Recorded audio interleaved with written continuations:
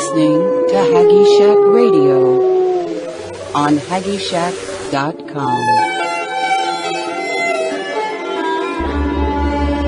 Simulcast to Wolf Spirit Radio.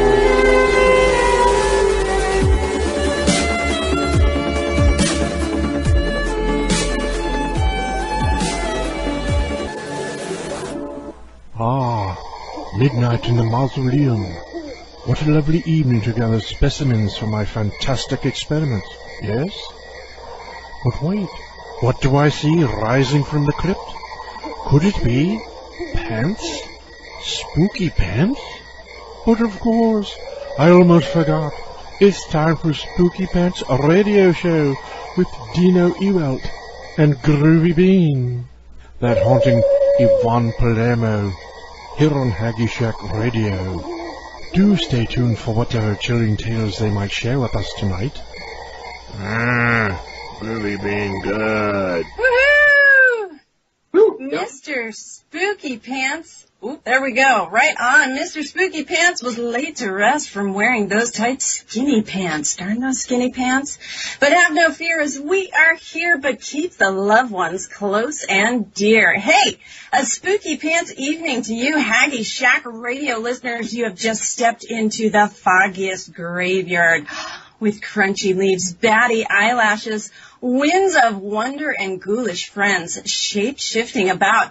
I'm one of your hosts tonight, Yvonne Palermo, a.k.a. Groovy Bean, joined with my Spooky Pants partner, Dino Ewelt. And thank you for tuning in tonight and joining us on this paranormal evening. This is a new show every Wednesday night produced by Haggy Shack Radio. Lovely Miss Colleen Kelly behind the grave scene, still snacking on her Nutty Gazzetti, but this time it's a Nutty Gazzetti zombie bar. www.haggyshack.com.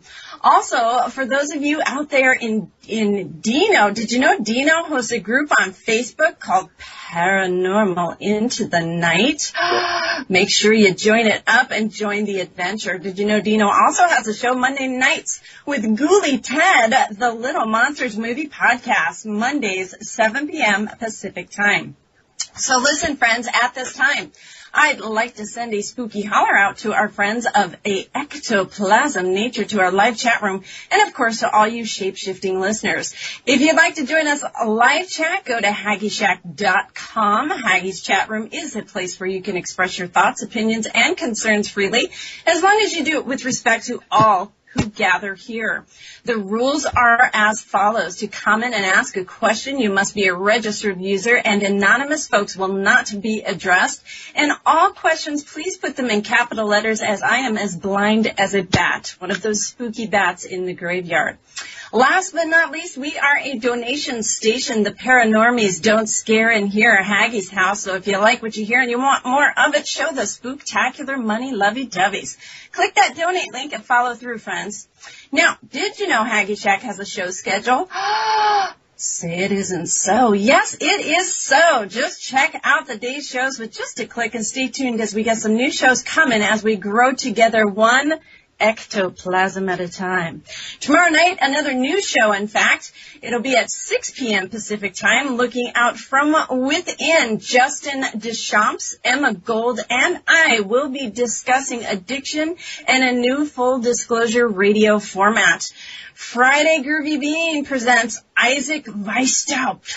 That's right, from IlluminatiWatcher.com. Dive in deep to learn more and wake on up. For more shows with me, please go to groovybean.com. Hey, you need some shungite? Go to cosmicreality.net. That's the place to go. Thank you, Nancy and Walt. So, I'm going to go ahead and bring Dino on in here first before we go and tell you about our great groovy guest here. So, Dino, come on in. Hey, Yvonne Palermo, my Groovy Bean, amazing baseball friend. How you doing? I'm so excited to be here. I'm honored to be here with you this evening on this Spooky Pants evening. I forgot to tell people, Spooky Pants, that was Jim Nichols that did that. So how cool is that? Awesome intro. Love it. Yeah. Fantastic. And I have to say thank you very much for co-hosting with me. You are so down to earth. I love this. This is great. So, and we're going to do what? We're going to bring Spooky every week. Well, Yeah, every week. So exciting. And I heard your monster movie podcast was fan-freaking-tastical Monday night. I always love your podcast. They're hysterical, so folks, make sure you tune into that. You and Ted are great. I love it. Yeah, we work together good, and it's something totally different than you'd hear anywhere else, really. Commentating on a horror movie from the 80s, classics. I mean, how can you get any better than that? And I'm just a goofball, and he's the info man, so it all works out good. Absolutely. It's very unique. You guys have a lot of hits on YouTube, too. Oh, yeah. I mean, technically, I just went over 500,000 between YouTube, iTunes, SoundCloud, Vimeo, TuneIn Radio, Stitcher. It's everywhere. So I love it. I love what I do. And I'm trying to get that going with this paranormal and Spooky Pants Radio. How can you get any better than that? Come on, this is great. So, yeah, and we got a great first guest, too, who is a longtime friend of mine. Ooh, tell us. Who actually, Edie Keitel, and she's a Bigfoot gifting researcher, but she's got a... Okay. It's very interesting. Well, I'll tell you guys a little bit more about Edie while we work on this. Edie Keitel, tonight the topic is possession, crime, spirits, and Bigfoot gifting. She's the author of the book, Indiana Bigfoot, The Beautiful Mind. That big Bigfoot, beautiful mind. I dig it. Edie and her family run Helping Hand Paranormal Investigations of Indiana. And they are a family-owned group offering free and confidential paranormal investigations and consultations in and around central Indiana. HHPI is a small team of paranormal investigators that utilizes state-of-the-art scientific equipment to conduct personal and business claims. All services are provided at absolutely no charge. So that is pretty exciting. And for those of you that are listening, the website is, the www.HHPIOFINDIANA.blogspot.com. So there you have it. Woo. Okay, guys, I'm getting there. Edie, are you there? So we were just talking about Bigfoot, in fact, the other day with Nancy, and that was fun. She was telling us a story about some possible people that were up on a mountain. Yeah. Oh, there she is. Oh, Colleen, we good? I hear her. Okay, Edie, Fantastic. Sorry everybody for that little hiccup. First show, Spooky Pants. But Edie, I got you. So we are going to go with it. You're good. You're on the phone. All's well. Okay. And you guys can hear me okay? Loud and clear here. Hi, Edie. Nice to meet you. Yeah, it's Spooky Pants. He's come out of the crypt, out of the graveyard, and he's like, hey. This is going to be really good because I think I've only talked to Edie about this first subject, the murder, possession, actually spirit attachment, which took place in Morgan Monroe State Forest in an old cabin. So this reminds me of The Evil Dead. So I think I told Edie that before, if she remembers. So this story is just very, very cool, but also true. And she's got a lot of facts behind it that relate to the story itself. So it's going to be a very cool story and subject matter. Absolutely. I'm very, very excited about this. Absolutely. I've got the Facebook group Paranormal Into the Night, where we talk everything. Technically, it's spooky and paranormal. I'm kind of a little bit more towards the spooky or darker side. I think, as you know. Yes, but in a cool way, because you're Dino Ewelt. Yes, a very cool way. Yeah, I do love the spookier stuff. I love vampires. I love, I got the Little Monsters Movie Podcast. So the horror genre altogether is just something I grew up with and I just love. So I'm trying to put that in a little bit into my Paranormal Into the Night. And I think the two go together fairly well.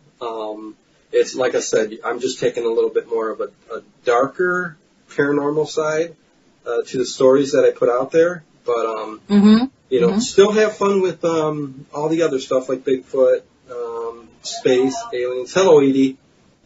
Yeah, I'm on. I'm just trying to find the conversation. Yeah, she's on Skype right now, but she's trying to find a conversation. So yeah, me and Yvonne, we just came up with this spooky pants. And I think it's different and kind of cool.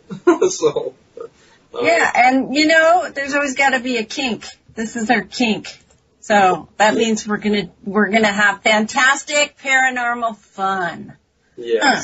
After the first little hiccup here in the show, it happens, you know. I mean, what that's right. And you know what, Dino? We'll be talking about cryptids, ghosts. Ooh, is that Edie? Oh, I think she's being added. Yay! Is she there on Skype now? She's on. Hi, Edie. Nice to meet you. Nice to meet you. Can you hear me okay? Yes, fan-freaking-tastical. Of all times for the computer to say, hey, guess what? I need to update. Right? But I'm here. I'm here. Well, wonderful. We're glad you got it worked out. Go ahead, Dino. Take it away. Okay. Well, yeah, you're here now, Edie. So, yeah, let's start the interview. I think what I really wanted to start off with, like I said, was the thing that happened to you in Monroe State Forest, the murder possession. Although you say said it was a spirit attachment. Yeah. And we got time here, so. Take your time, tell the whole story. I think this is an incredible story. It's kind of almost a true crime story. So, yeah, I mean, start it out however you want, but everybody, I think, will really dig it and really like it. All right. Well, this happened a few years ago. My husband and I were trying to do that marriage reconnect kind of thing. We owned a paranormal investigative company where, you know, we helped a lot of people and, you know, we didn't charge anybody or anything. And, you know, that's something we did on the side, but, you know, us going out to the forest and spending this time together had nothing whatsoever to do with, us, you know, doing any ghost hunts or anything like that. And we had rented this little cabin that was built in the very early 1800s in Morgan Monroe State Forest. And it's an amazing area down there, at the very, very bottom of the forest floor. And it's amazing down there. It's beautiful. And we set up camp and, you know, had some dinner. It had been raining off and on. And we were having a lot of fun. And I had gone up to go to the outhouse, because there's an outhouse that they had built down there in connection with the cabin. And you had to walk a little ways. Actually, you had to walk around the cabin, over a bridge, and then up the driveway a little bit. So it was quite a ways away. And I had gone up to go to the restroom, and I was sitting there, and I heard footsteps. And like I said, it had been raining, and footsteps on gravel, especially when it's wet, is a very distinctive sound. I'm sure you guys, you know, can relate to that, what that sounds like. Yeah, so like shit Yes. something. Yeah, this grinding under the feet kind of sound, under boots or something. And it come up from behind me, which was a little hollow that sits back behind the outhouse. And I hear these footsteps, and they're coming around the side. Midnight and of course, in the you know, I'm mausoleum. sitting in there in the most What a vulnerable lovely evening to position in the gather world. specimens for my fantastic And, experiment. Yes? I kind of get But quiet, wait, and I'm what like, do I see "Honey, is rising that from the you?" crypt? And the footsteps. Could it be pants? Spooky Well, with your pants? pants down around your But of ankles, sitting on the course, cliff. I almost forgot. It's time for That's Spooky a Pants, a pretty radio much a show vulnerable with position. Dino Ewelt And, and Groovy Bean. so, you know, They're when I said, haunting honey, is that Yvonne you? Palermo Of course, the footsteps here on Haggy stopped. Shack Radio. And I Do sat stay there for a tuned second, for I'm what like, other all right, chilling you know, tales he's they trying might to share mess with us with me. tonight. So I got ready to finish up what I was doing, you know, we're there to the cleanup area, and the footsteps start again. So I reach up, I lock the door, and I said, honey, is that you? Even louder. And then I hear my husband's voice way off in the distance say, babe, did you say something? And my heart just like sunk to my feet. I'm thinking, who is outside of this bathroom? I reached up, I locked the door, and I'm sitting there, and just out of the blue, I get overwhelmed with this. I can't describe. It was this sensation of, I felt like everything was spinning. I was sweating. My heart was racing. I felt like I was going to throw up. And then I just, I jumped up and I ran out. Of course, nobody was out there. And by this time, my husband was coming across the bridge, and he's like, what's going on? And I said, were you out here messing with me? And he's like, no, I was back there. And I'm like, no, you had to have been out here messing with me because I heard footsteps. He said, well, babe, it wasn't me. So, we go back, and a few minutes later, I start feeling bad again. So I run back to the outhouse, and by this time, he's kind of following along behind me because he doesn't know what's going on. And I get in there, and here comes that sensation again.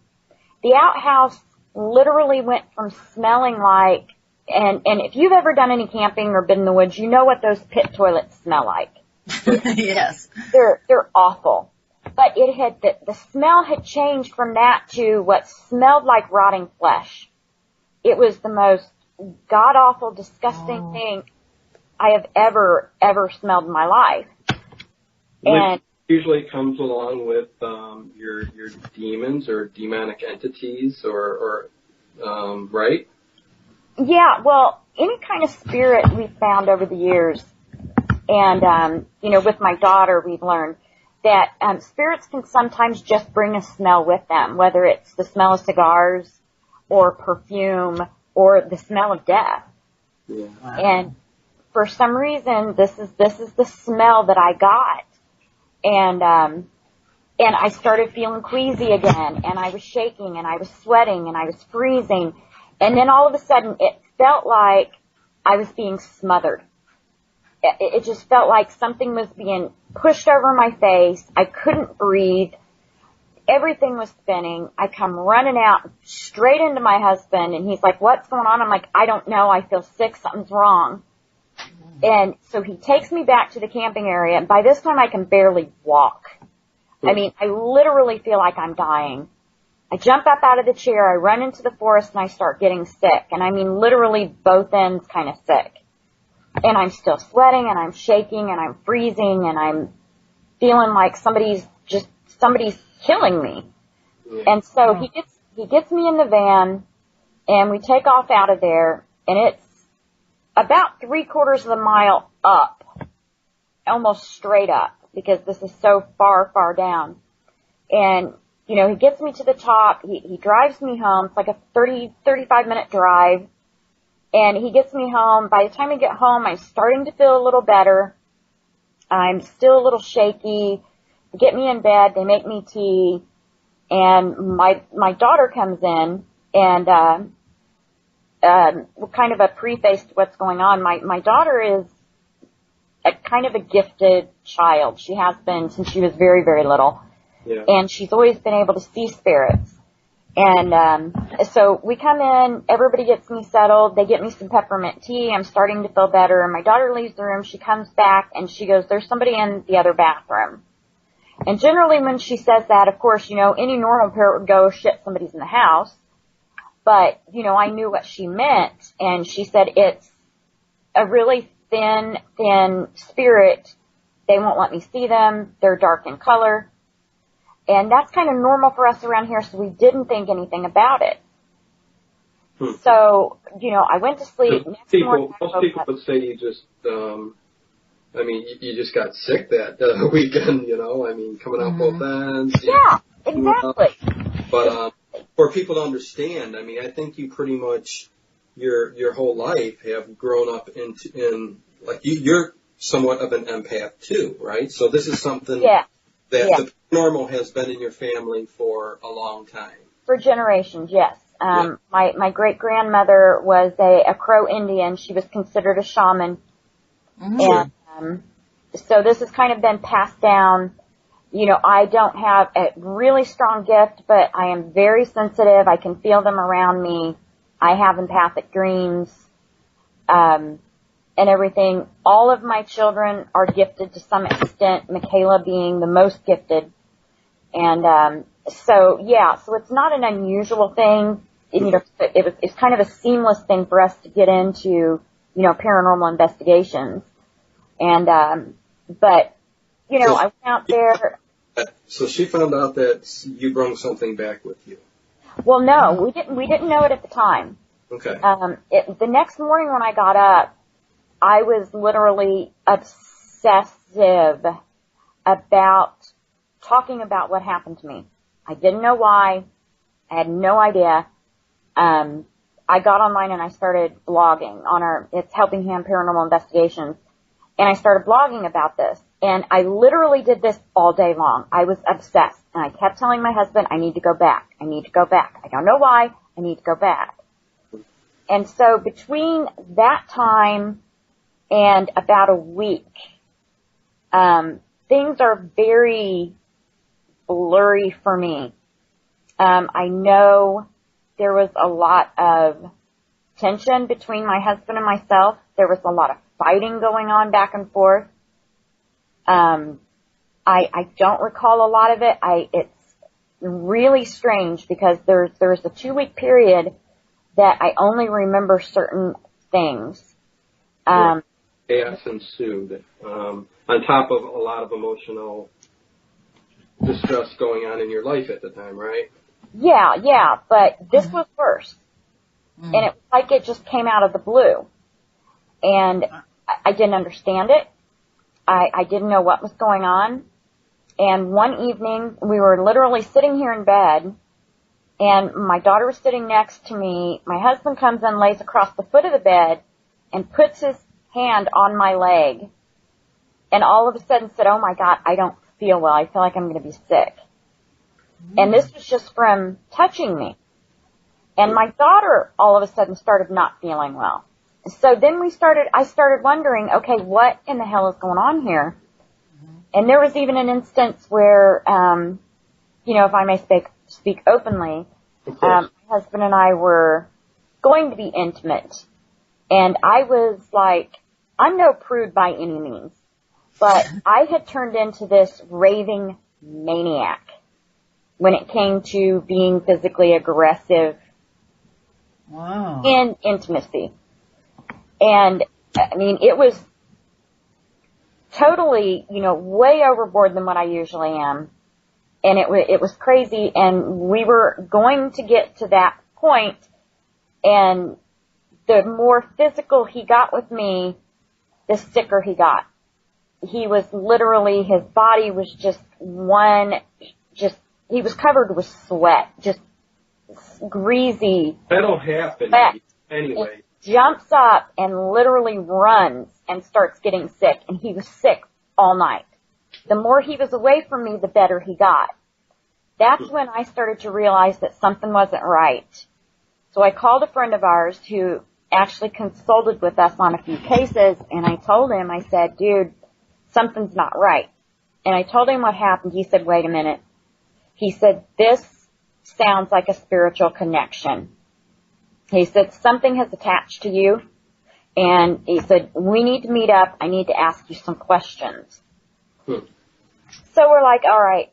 And, I'm sure you'll get around to it, Edie, but, try to explain to me what the difference between possession and the spirit attachment is, because, I mean, everything you're saying sounds more like a possession, but you're saying it's a spirit attachment.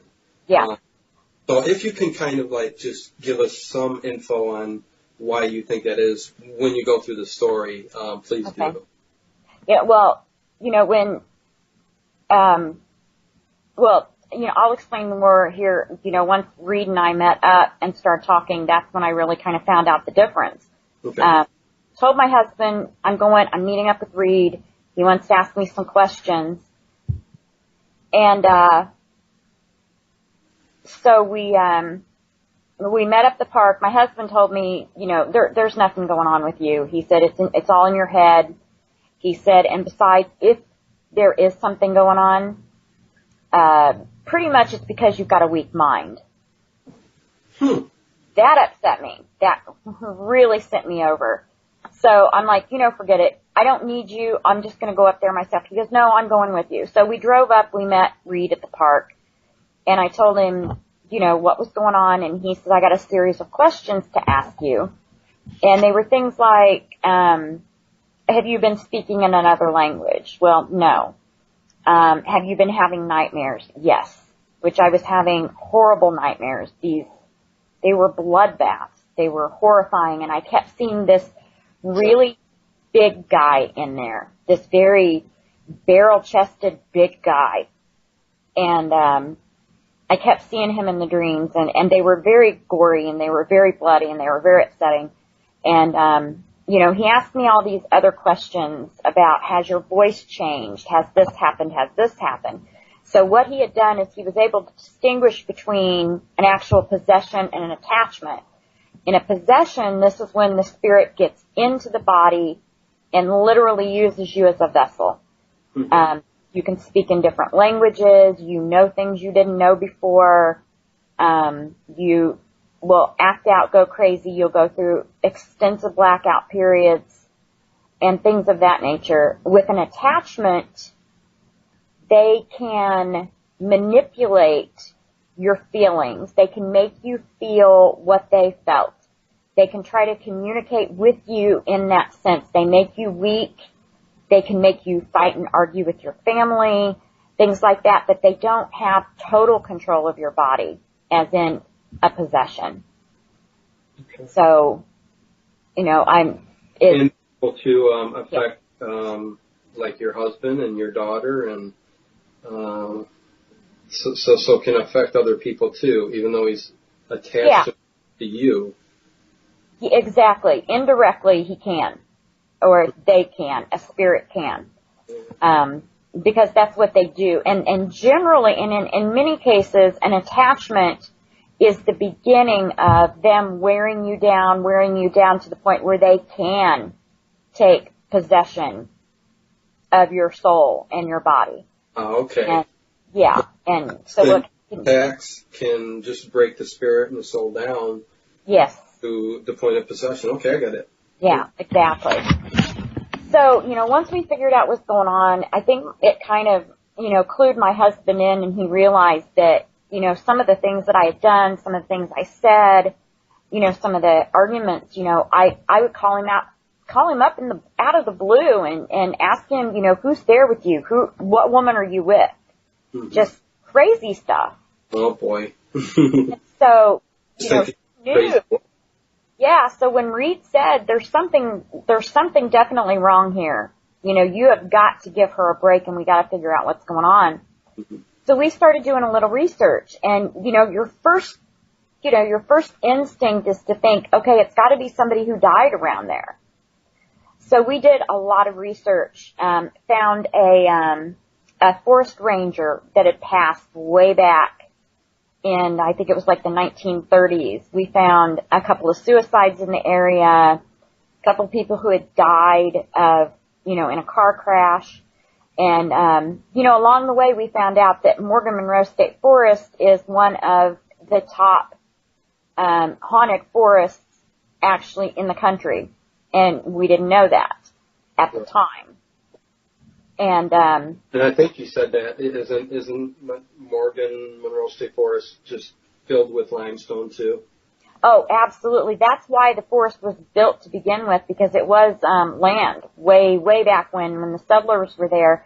Mm-hmm. They couldn't work it because there's just so much limestone. So the government took the land over and brought people who weren't able to work and everything way back in the early 30s, and they would give them tent housing and 3 meals a day if they worked this land, got the trees planted, and turned it into a forest, which that's how it all came about. But there are a total of 5 cemeteries within this property that date back to the 1700s. In addition, one of the cemeteries there, Step Cemetery, is, up there on the haunted list in the state of Indiana, if not, in the country. It's very, very haunted. So, we had a lot of things, to look after and to check into, wondering, what it was that had attached to me. Yeah. So, and this is where it gets very interesting because, you really went into this, getting all your facts and your research done, and I mean, you really wanted to know what was up, and you came up with some very, very interesting facts. Well, that didn't come out until after, because again, we went in with a list of people who had died in that forest, Mm-hmm. and we went in with a Wiccan who can do detachment. Spirit detachment ceremonies, Mm-hmm. read, myself, my husband, my daughter, and some other people from the paranormal community. And we went in back to where this happened, in the forest, by the cabin, so we could get this spirit to let go of me. Sorry, Edie. I hear somebody tapping away there. It's going and going and going, so just letting you know there. Okay. Doing that. But go ahead, Edie. All right. I don't know if that's Dean or Yvonne. But... No, I'm back though. Okay. I saw her pop back on. I was like, uh-oh, we lost somebody. Okay, cool, Yvonne, you're back. But I do hear rustling there and tapping of the keyboard or something going on, so I just wanted to throw that out Okay, there. wait a minute. Let me see. My hoodie strings may be touching my computer. Maybe that's it. Because I'm trying to keep it up here where, we can hear. Okay. But, okay. So we go down there, and again, like I said, this is 3/4 of the mile down in the bottom of the forest, so, you cannot pick up cell signals, radio signals, or anything. We tried to use the spirit box to contact this entity who had connected to me, and of course with without being able to get any sort of radio contact or radio signals, we were unable to get static. So, therefore spirit couldn't use it. So we decided to turn on the Obulus, which is, for anybody who's listening who doesn't know, it's an electronic dictionary that we believe that a spirit can manipulate in order to speak. And so we got this, we turned it on, and generally, when you go into a ghost hunting situation or something, you can get this thing to spit out a few words here and there. But we turned this thing on, and it would not stop for a full hour and a half. This thing talked, and it talked, and it talked. And as we were going through, one of the questions in the beginning that Reed asked, can you tell us your name? And very, very clearly it said Walter. And I'm like, wait a minute, you guys. I said, that name. I said, I think I ran across this name. I said, I'm not 100% sure, but I ran across this name. They didn't die here, though. I said, so I don't understand. I said, but I think this is who we're talking to. And of course everybody was like, yeah, but they didn't die here, blah, blah, blah. And I'm like, no, I really, really, really think. So, we kept going, and, I know it's hard to hear. We got the Hounds of Hell in the background. Yeah, can you hear that? Yes. I'm trying to slip over because my dog is literally twerking. She's twerking up against the steps at the bottom of my bed, scratching her backside. Like, what's going on? He just walked into I'm trying to inch down the side of the bed here, pushing my computer, trying not to make noise and trying to talk at the same time. And she's done now. Funny, I had to put it out there. Too good. Wow. So again, the conversation just kept going. This thing was spitting out words, just one after another, after another, after another. And we were pretty blown away because a lot of the words were making sense because they were like broken sentences, and we'd never heard the Obulus behave like this. So we were pretty amazed. And so, I guess toward the end of it, I got up and left, is what I'm being told.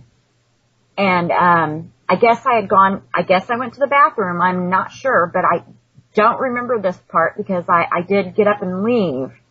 They said that, they were asking, where are you?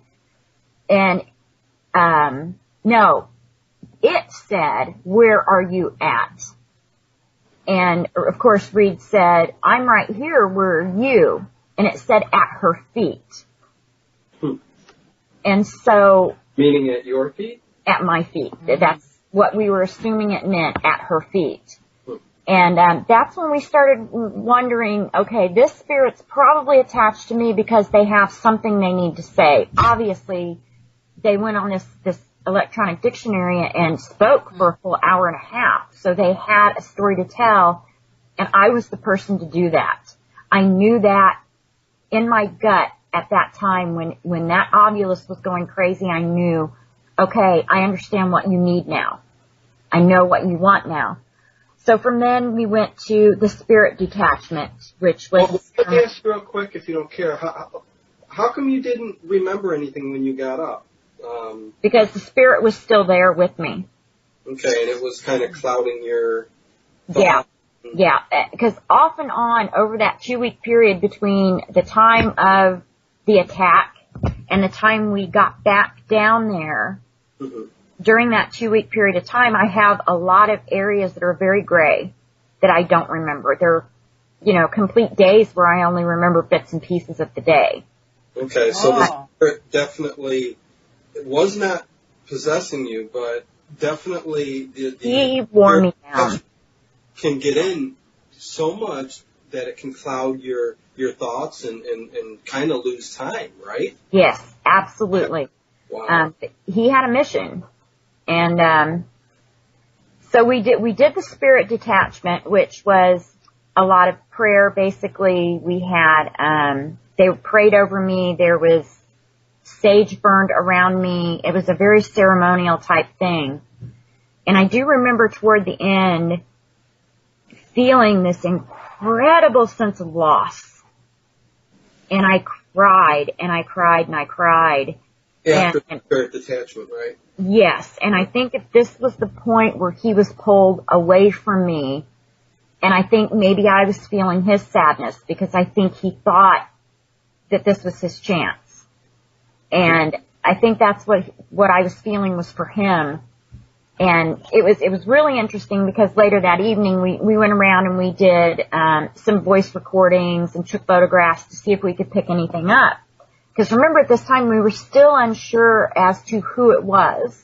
Right. And we were inside the cabin, and the only thing we got the entire night was one voice recording when my husband asked, who are you? Who is it that was attached to my husband or to my wife? What is your name? And we got one word, and it was Walter.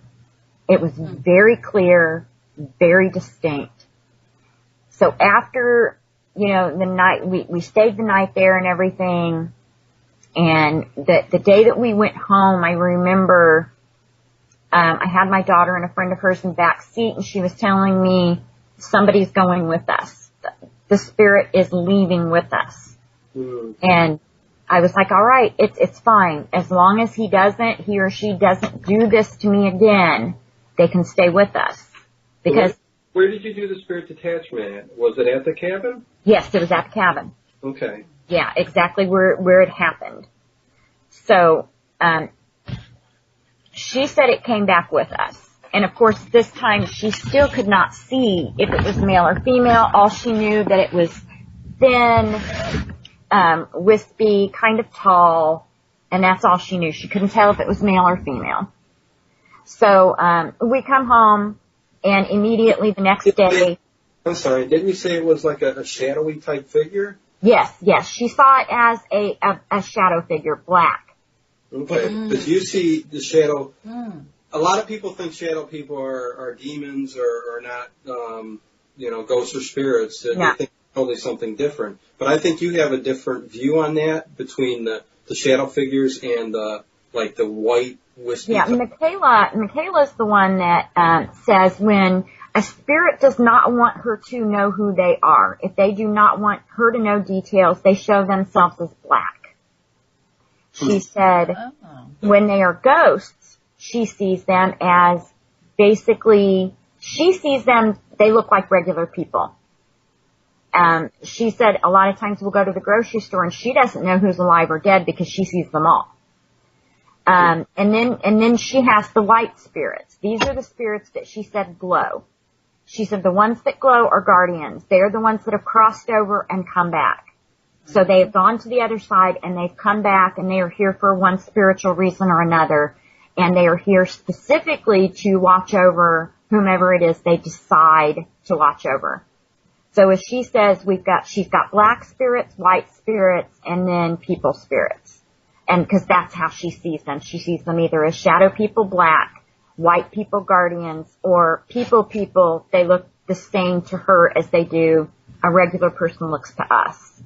Okay, and I guess we can get into that a little bit later after we finish this story, but yeah, and about the shadow person.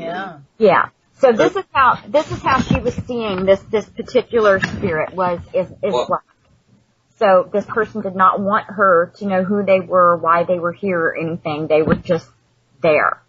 And he did not like for her to see him because he would literally hide in corners and behind things when she would come around. So she was like, I see you there. You're not hiding from me. And so it was kind of an interesting game. And whenever he would come around, he'd come around with that smell of death, that rotting flesh smell. It was horrible. So even when he got home, he would still have that smell around. Yes, he would. He would, absolutely. So very strong. Yeah, it was awful to where my family could even smell it too, and they'd be like, "Man, dude, stop." What are you doing? Yeah. So again, the following day when we came home, of course, the first thing my husband did is he sat down with the recorder that had the Ovula session on it, and he started transcribing each and every word that was spoken, every sentence that was spoken, putting them in order how they were spoken and at what time. And I come in here and jumped on the computer, and the first thing I did was looked up the name Walter and Morgan Monroe State Forest. The first thing that came up was an article that was written by a scientific organization that likes to debunk anything that's not scientific. At the time, the name eludes me right now, but they have offices in LA and branches all over the world. And there was an article written by one of the main people there in Los Angeles saying, and it was called "For Whom the Bell Tolls," the Walter Satori story. And I'm like, Walter, there's that name. And I start reading it, and he's talking about this amazing scientist, this brilliant mind, died too soon, it was horrible. And I'm like, wait a minute. There's got to be more to this. So I look up the name Walter Satori, and immediately I find this article that was written about this scientist who worked for Oak Ridge National Laboratories for many, many years.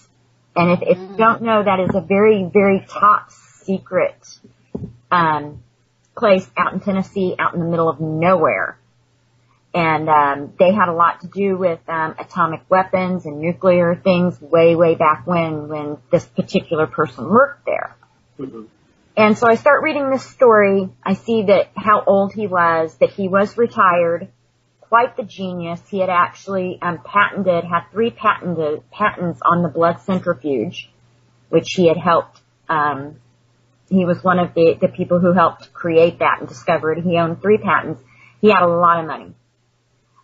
He was quite the recluse. He kept to himself. He was on a lot of medications for depression, schizophrenia, panic anxiety, agoraphobia. He actually had many supercomputers in his home. He would monitor the skies for alien contact. He was always on this one channel where the government will actually go out and put out reports for anything that's against national security that they want to keep secret, like alien abductions, UFOs, and things like that. So he monitored this constantly. He was on all these medications. He was, it talked about his daily routine. And I guess a neighbor that lived two doors down, his name was Daniel, he had referred a housekeeper to this gentleman. And he was very, very leery about trusting people. He had no family, had very few friends. Most of them were on internet chat boards and whatnot for mental health and things like that. Well, he let her in, and that was where he made his mistake, because he ended up disappearing the end of January. And he was found in February. What was left of him was found. He had been abducted. He had been brought to Indiana. Walter was held in the basement by this woman and her son, who happened to be about 6'5", very big, very barrel-chested, very big man, the same man I saw in my dreams. They held him in the basement. They had him sign papers. They took him off all of his medications. They had him believing that this was a government conspiracy kind of thing and he'd been kidnapped by terrorists. Had him sign over papers to where she could access his bank accounts, and she slowly started taking money out. I think it was up to like $250,000. She had gone out and bought a new Corvette and all kinds of things. So during this time, they'd taken him off his medication, and he was getting really sick. He would get very nauseous. He would vomit a lot. He was losing control of his bowels. Did this happen in the old cabin? This happened in Indianapolis. Okay, so it's a different place other than the cabin that you guys did. Okay. But these are the physical symptoms that they were saying. And if you're, you listen to what I said about what happened to me when I was in that outhouse, the symptoms were identical. He was vomiting. He was losing control of his bowels. They said being taken off that medication was horrible for him. He literally had to be given CPR twice. Then I guess the son was trying to bargain with the mother, let me get him help. And he had finally said enough was enough. He put a pillowcase over his head, carried his body. At this time, the police don't know if he was alive or dead at this point. Carried his body up the stairs into the garage, put him in the car.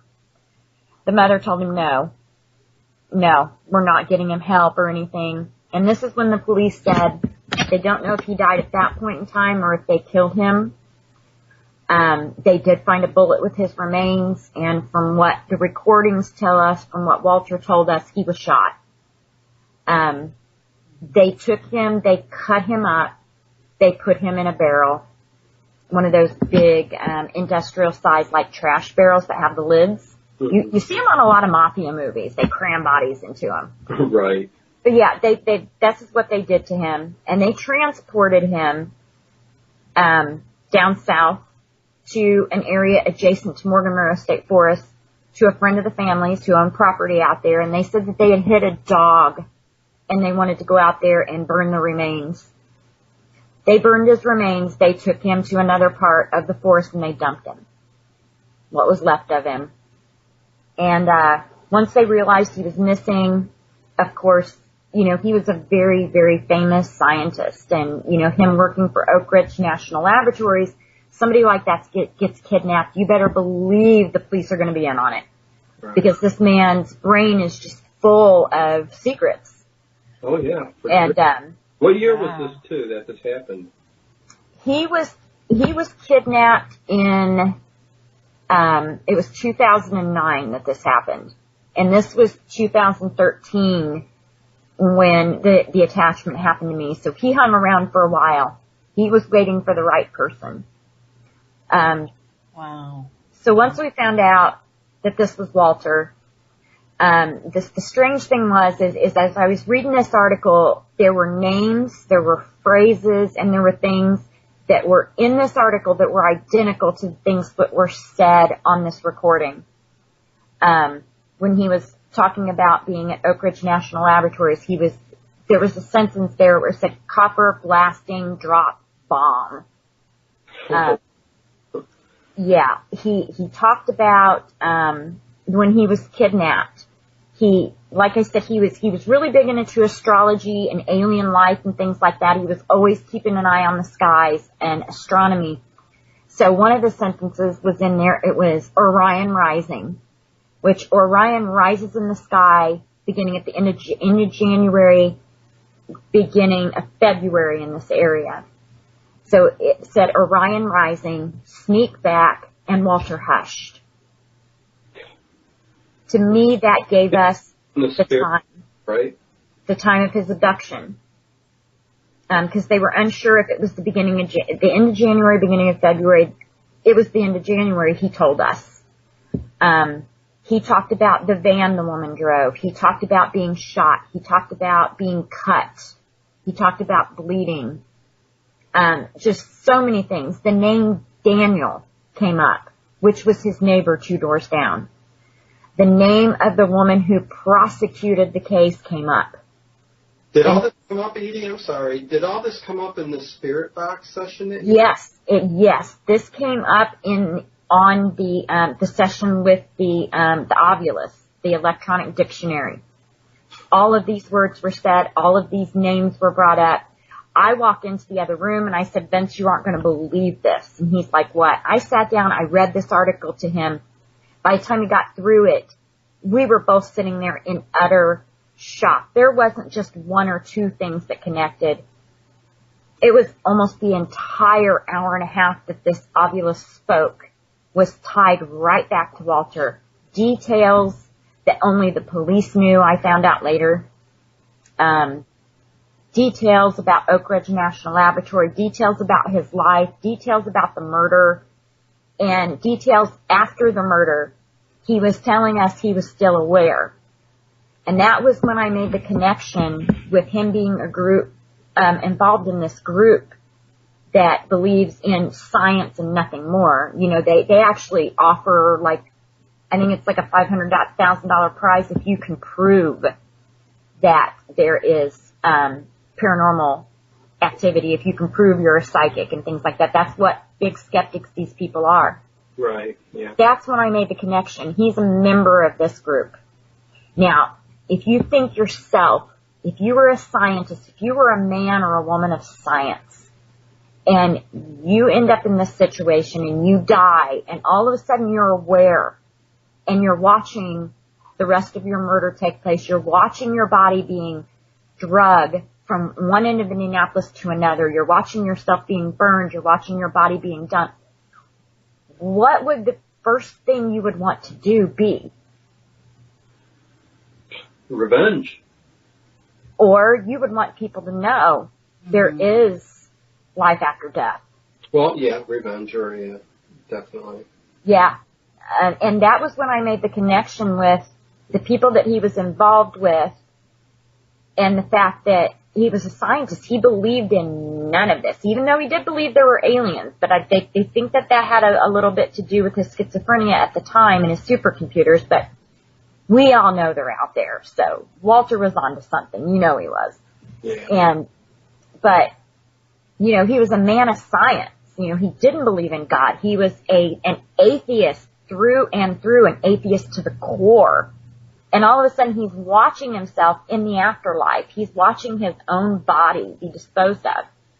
And if it were me, that would be the first thing I would want to do, is I would want to tell my people in the science field, hey, listen, there is something here. You've got to check this out.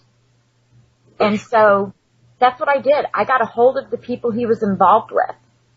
And Jim Underdown. You took it that far, huh? Yes, I did. I went to these people. I called this man, and I said, I understand you're an associate of Walter Satori. And he goes, yes, and how do you know him? So I explained the story.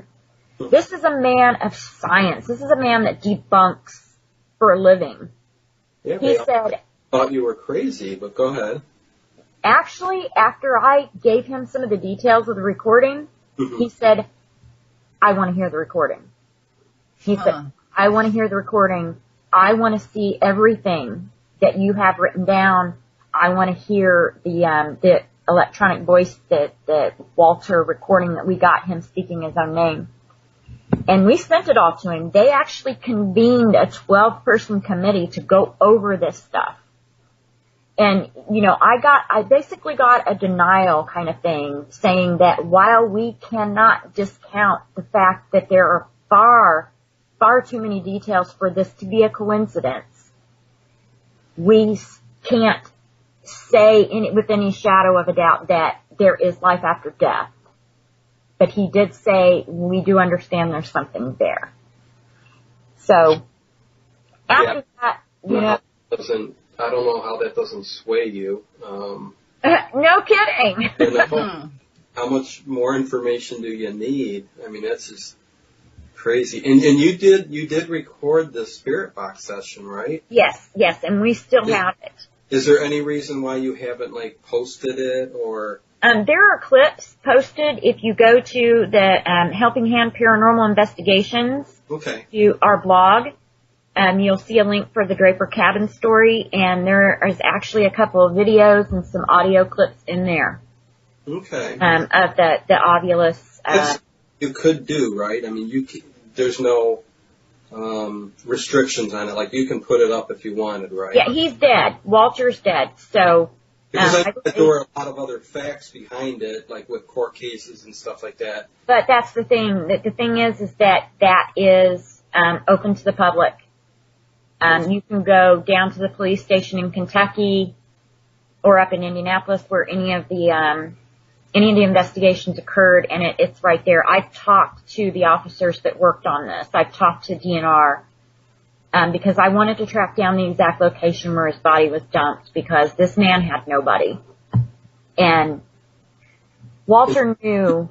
Did they end up finding the remains? Yeah, they did. They found his remains. Okay. And I was able to get a hold of the DNR officer who was able to lead me to a sheriff who actually worked the case and was able to give me the exact coordinates where his body was dumped, where his remains were dumped. They found, all that was left was basically pieces of bone. They found what was left of his wire rim glasses, and they found a bullet. But it was positively identified as him. Wow.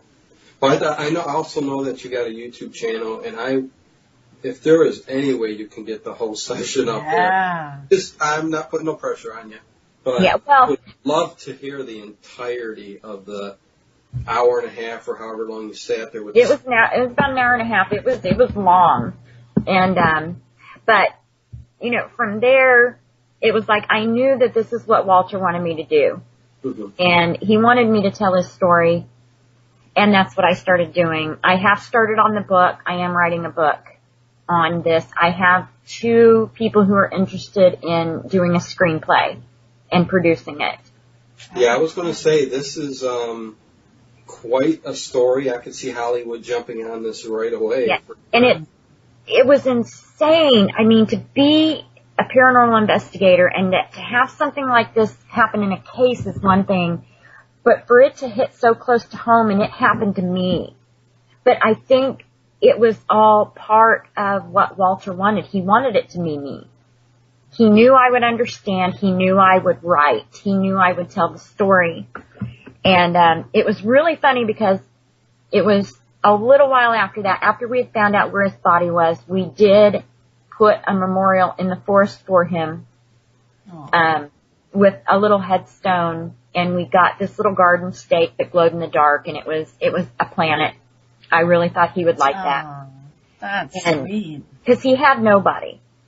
And so we wanted to do that. Did he stick around, too, for a little while, after all this went down? Yeah, oh yeah, he stayed. He didn't go. Actually, you know, once we knew his name, we were able to say, Walter, cool it with the dead chicken smell. It was too much. You know, you'd walk into the room, it's like, dude, no, because it smelled like death. He finally stopped doing that because he knew we didn't like it. And the question that I can ask you really quick, that whole, like, when he first attached himself to you, and you got, you were nauseous, and the way you felt, and the smells, and everything else, was that just something that he couldn't help, or was that something he was purposely making you feel so that you would know what he went through? Yeah, I think that's what it was. I don't know if it was intentional, if it was maybe just something because I'm an empath, that as soon as he attached me, I was able to feel how he died. Okay, right. And like I said, you know, I said it to my husband several times, I feel like I'm dying. I mean, I even felt it when they put that pillowcase over his head and was smothering him. I felt that. And I didn't understand what I was going through until after I found the article. And then it hit me. It wasn't just goosebumps from head to toe. It was like goosebumps and somebody whacking me upside the head with a 2x4. Because it all just fell into place. It all made sense. It was all far too perfect for it to be coincidence. There were way too many connections. And even when I spoke to the sheriff and I explained this to him, he started praying on the phone with me. He started praying. He's like, you know, this is the craziest thing I've ever heard. He goes, but I believe you. He said, I believe you that this man did this. I believe you that he reached out. And he said, and I give you full permission to contact me on any of this. Because he thought it was an amazing story, and he said it was one of the saddest stories he had ever met. You know, of course, the maid and her son were convicted. They are in prison. They are spending the rest of their lives in prison, actually.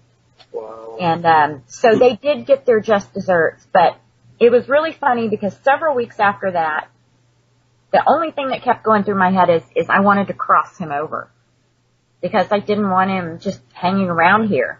Yeah. And we had gotten a phone call, just a random phone call out of the blue from this man who said he was a medium.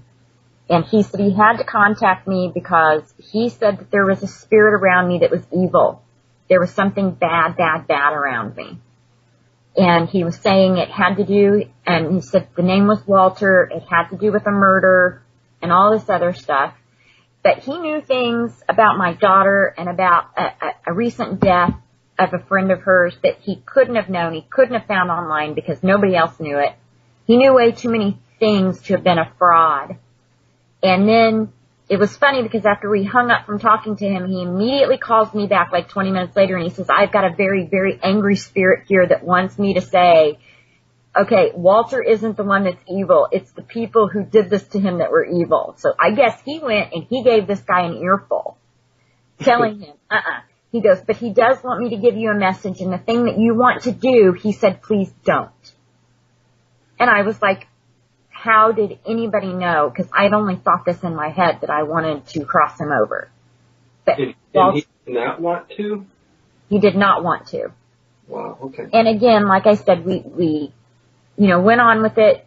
The man said that Walter wanted to stay with me as penance for all the things that he had done earlier in his life. And I'm thinking this had something to do with Oak Ridge. Maybe, maybe not. But he said that he told this man that he wanted to stay with me, be my guardian as penance. So we just kind of got used to having Walter around. Michaela could see what he looked like because he went from being dark to being human form. She could see him. And it was several months after we were going to the forest. We were doing a lot of research because I like to immerse myself in the situation, the smells, the sounds, and things like that, so I can write. Right. And I want people to be able to feel it when I write. I want them to be able to feel like they're there. So we spent a lot of time in the forest. That's where the Bigfoot thing came in. But we were doing a lot of this research for many, many, many months. And it come to the end where I was ready to get the book started and everything. My daughter and I had been out somewhere, and this was the perfect end to the story. We walked in the front door. I walked through the den and into the living room, and my daughter goes, oh my God, did you not feel that? And I'm like, what? I didn't feel anything. She goes, you walked right through Walter. And I said, I can't see him. You can. She goes, but Mom, he's white. He's glowing white. And I started to cry. He crossed himself over and he came back. He did want to be my guardian, and he did it and he came back, and he's still with us. He's still with me today. I know he is. Right now I'm getting goosebumps because I think he's standing here. He's listening to a story being told again. Wow. And this is what he wanted. This is what he wanted, and he chose me. Well, hey, Walter, you chose the right person to go to. Absolutely. Say, Edie, and I hope it's okay to ask a question, and apologies for my bad Skype this evening, but I missed part of your story. I'm definitely going to play it back. I was curious because I did catch some of it. May I ask what type blood you are? Do you know if you're Rh negative by any chance? I am. You are? Yes. Okay. Very curious. Okay. Thank you. Tell me why. What's the? Yeah, I want to know. Well, there's some research or articles that supposedly, okay, so we're going to dive into the little alien realm here, that abductions, and there are certain types of abductions, either MyLab, Gray's, reptilian even attachments, and they tend to key in on folks that are of Rh negative and Native American heritage, lineage. Oh. And there is, I believe that in the DNA, so that therefore the DNA that you carry, Edie,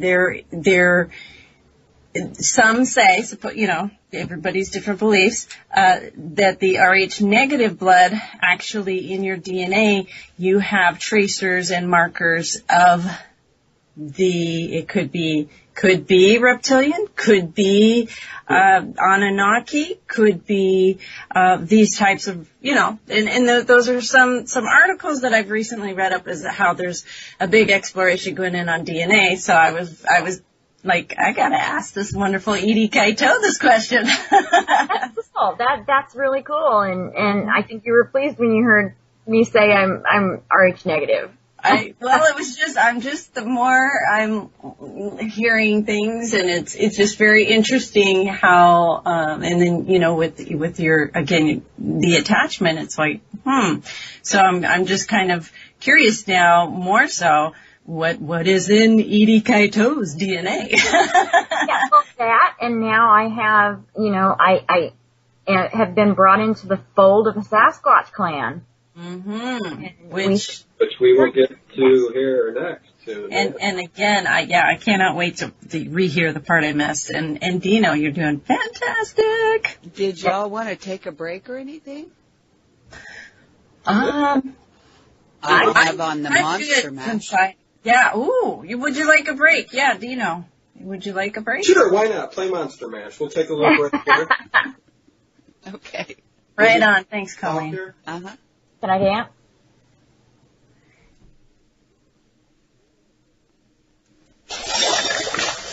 Unless I do that.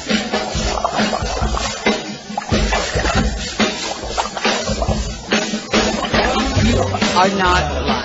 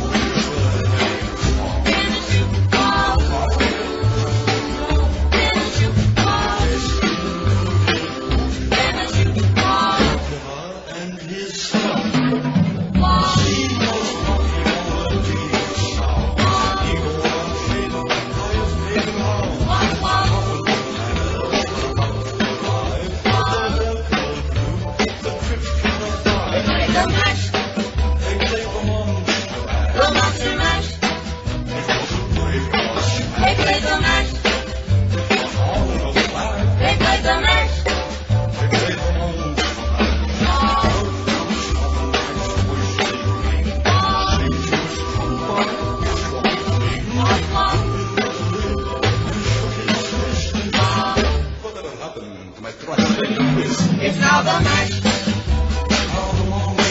The monster match. It's now the match. It's now the match.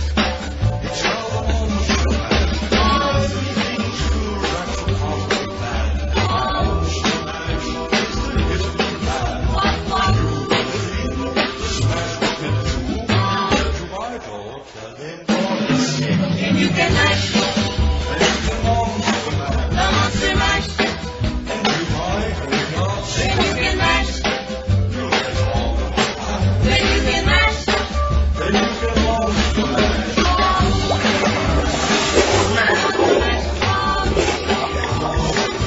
Monster match. Monster match.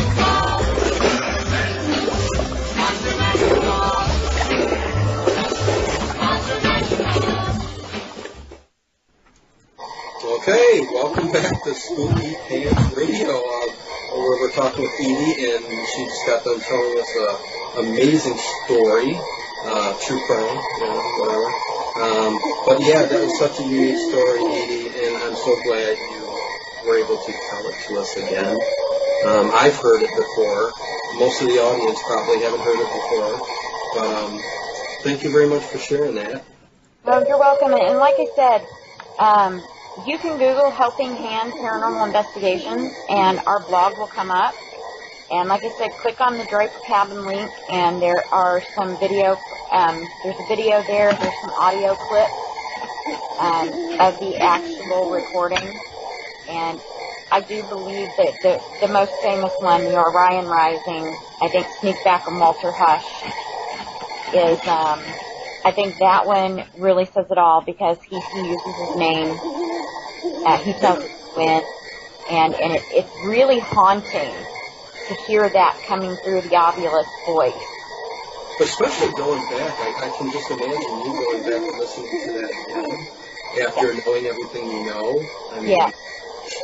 Still's got to put shivers down your spine. I mean, It does. It does, and it's just, my heart went out to him, the sadness, he was isolated and alone anyway, and somebody to prey on him like that, just want to take his money, and he was just a little old man, and he was so sweet, I say that because I carried him around with me for a long time. Emotional attachment to him now, of course. Yeah, and he's sticking around.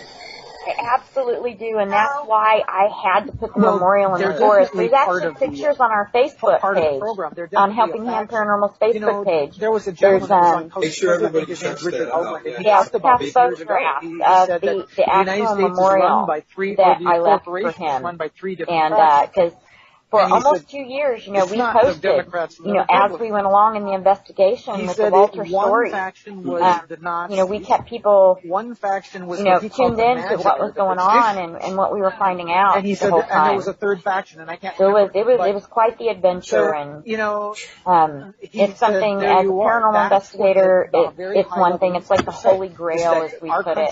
Oh, yeah. But you certainly went through a lot to get to where you ended up, though. I mean, it wasn't pleasant at first. I mean, that's no, it was not pleasant. It was not pleasant at all. See, Richard he made his point, and I think that's another reason why I feel so attached to him, because he made me feel physically what he did. Mm-hmm. And no human being should have to go through that, especially at the hands of another human being. Yeah. Have you ever thought of sitting down and using that spirit box and talking to him now that he's even passed on? He has passed on, but again, he's still here. He's my guardian. As Michaela puts it, he's white. He glows now. He's not much of a talker. Okay. And you'll even find that out in any articles that you read about him. They said he was a man of very few words. He didn't talk a whole lot. And he doesn't. And like I said, the only recording we have of his actual voice was made in a cabin. And it's him telling my husband what his name was. And it says Walter. Clear as a bell. Perfect. Unbelievable story, really. Anyways, you know what? I'd also like, because you are a paranormal investigating team, you and your family, I would like to talk a little bit about Waverly Hills because I know you've been there and done some investigations, and I would like to know your take on it and anything that's really happened out of the ordinary there, which I'm sure has happened. But yeah, let me know a little bit about your investigations there. Okay, well, the first time my husband went, it was him and my oldest daughter and the guy she was dating at the time, and they did one of the overnight tours, which you're there with a group, I think, of like 30 people. They're broken up to 4 different groups, and you're taken around by a tour guide.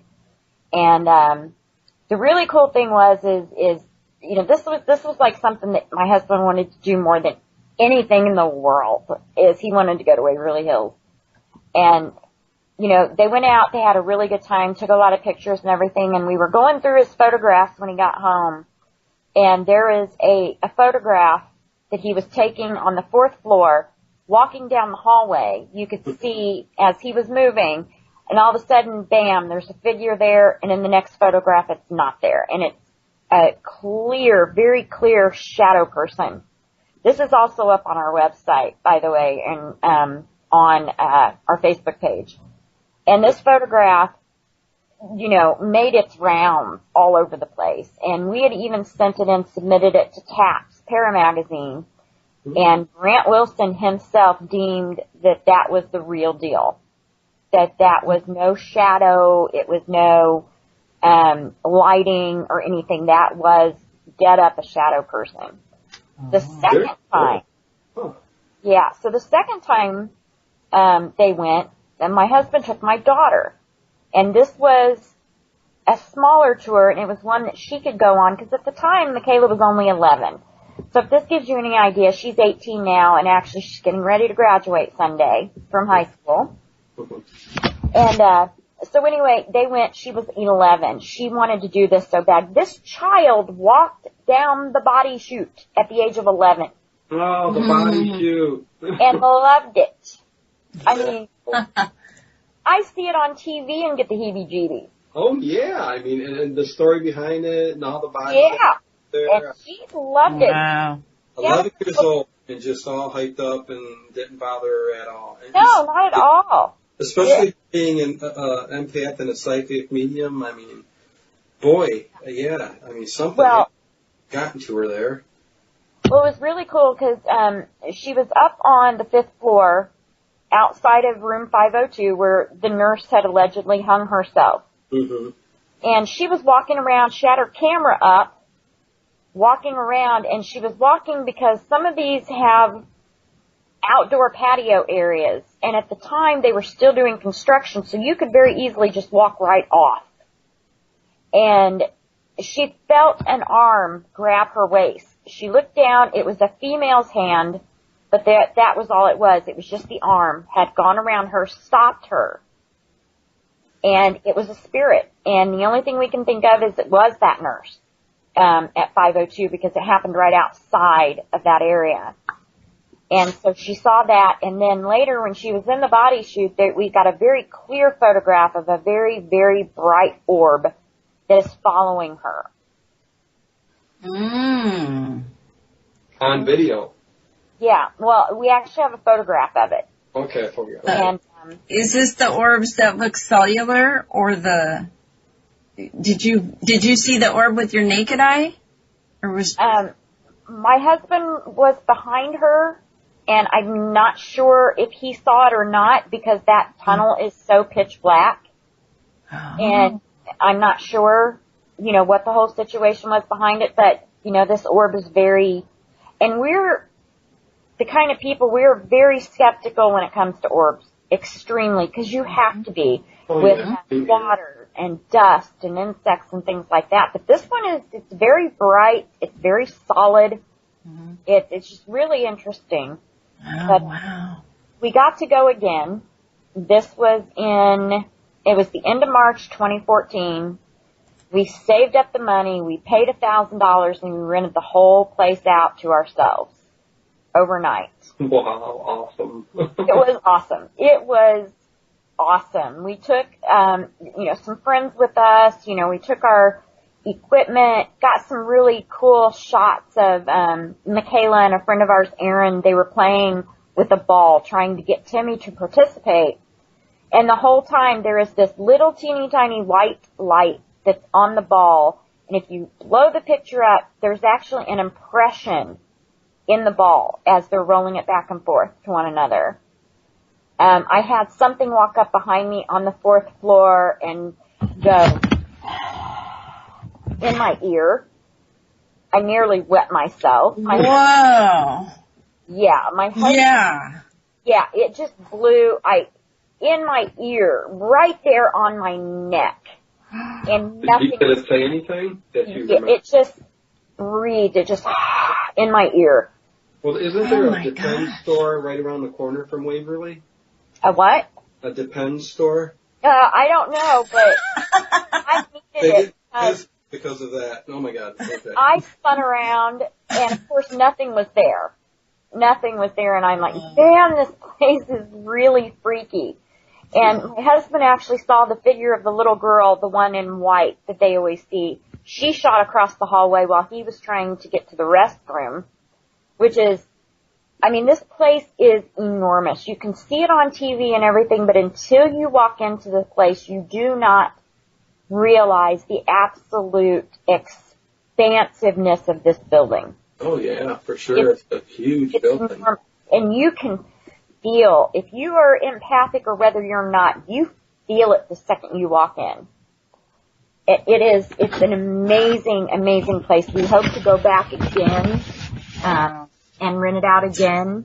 Tina, the lady who owns it, Tina Mattingly, she's fantastic. She's a great hostess. They've got a great little gift shop in there and everything, but coming down and taking a break and talking to her, I was like, something crazy just happened to me on the 4th floor. She goes, oh, did it breathe in your ear? And I'm like, are you kidding me? And she's like, it happens all the time. Did you feel the heat of the breath? Yes, I did. You did? It felt like I think I would crap my pants. Yes. It felt like an actual human. And you can sit there on the 4th floor sometimes and literally see these shadow people just darting from room to room. Oh my goodness. goodness. We carry this laser light with us called the laser grid, and it projects thousands of tiny little lights down, hallways. And we even had that, and you could see these shadow people blocking it out, going zip, zip, get zip. out of here. It's crazy. The place it definitely deserves to be right up there in the top 10 most haunted places in America. Do you do protection chants or, the whole smudging and black tourmaline, Apache tears? Do you load up and before you go do these? That and holy water and a lot of prayers. Okay. It's something we haven't done in quite a while because we found out that believe it was 4 years ago or so, we had a pretty bad haunting here on the south side of Indianapolis. It was an elemental, and we had gone in. The woman had been scratched. Things had been taken off their walls and thrown. And Michaela and I went in to kind of bird dog and see where she was picking things up. And when we left, Michaela saw this black thing shoot out of the front door and into the garage through the wall. And she freaked out. She goes, this thing is bad, Mom. It's really bad. Yeah.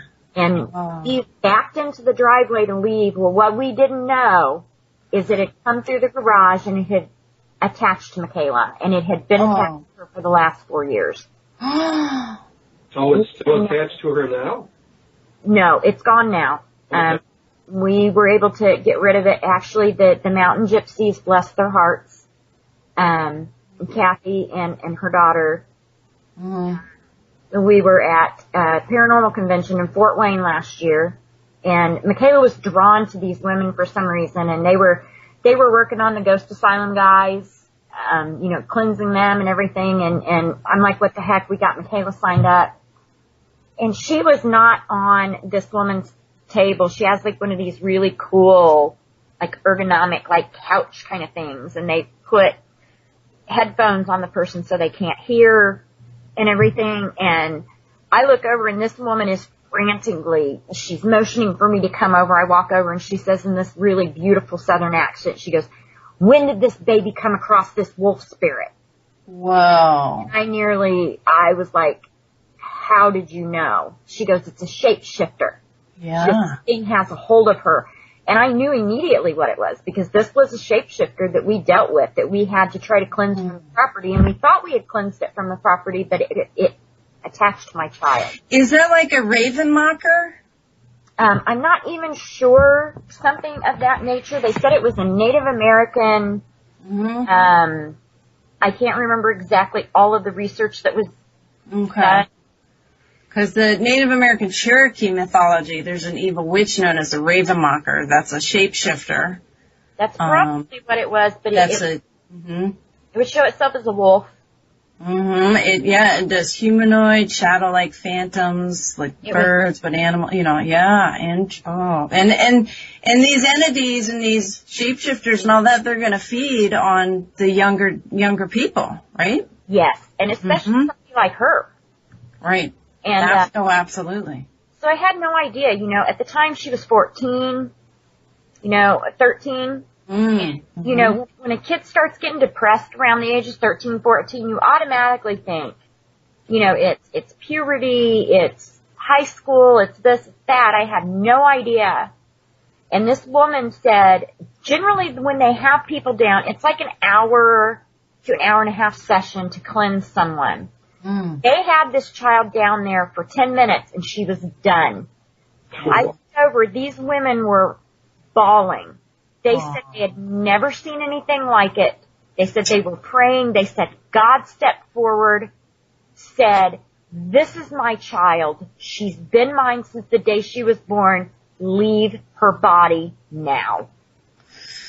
And they said that it went. And these women were crying. These women who do this for a living, and they said they'd never seen anything like it. Michaela came out of there light and happy. And she said when we were in the hotel that night, she woke up at 5 o'clock in the morning and looked up and the entire room was filled with spirits. She said, "I've never seen so many around me, Mom, before in my life." She said the thing was keeping them from me. Wow. I just got goosebumps. How about you, Dino? Oh my gosh. Oh, for sure. I mean, geez, I can just imagine. I mean, she's grown up with this her whole life, being in and seeing things. So, and I think you even said, Edie, that your home, I mean, people are, well, the dead, the spirits, whatever, whether they're on the other side or not, it's like a freeway there. I mean, they're come and going, right? Yeah, all the time. All the time. They come back and forth. And I think sometimes they just want Michaela to acknowledge that they're there. And then they move on. And so it's something we have dealt with.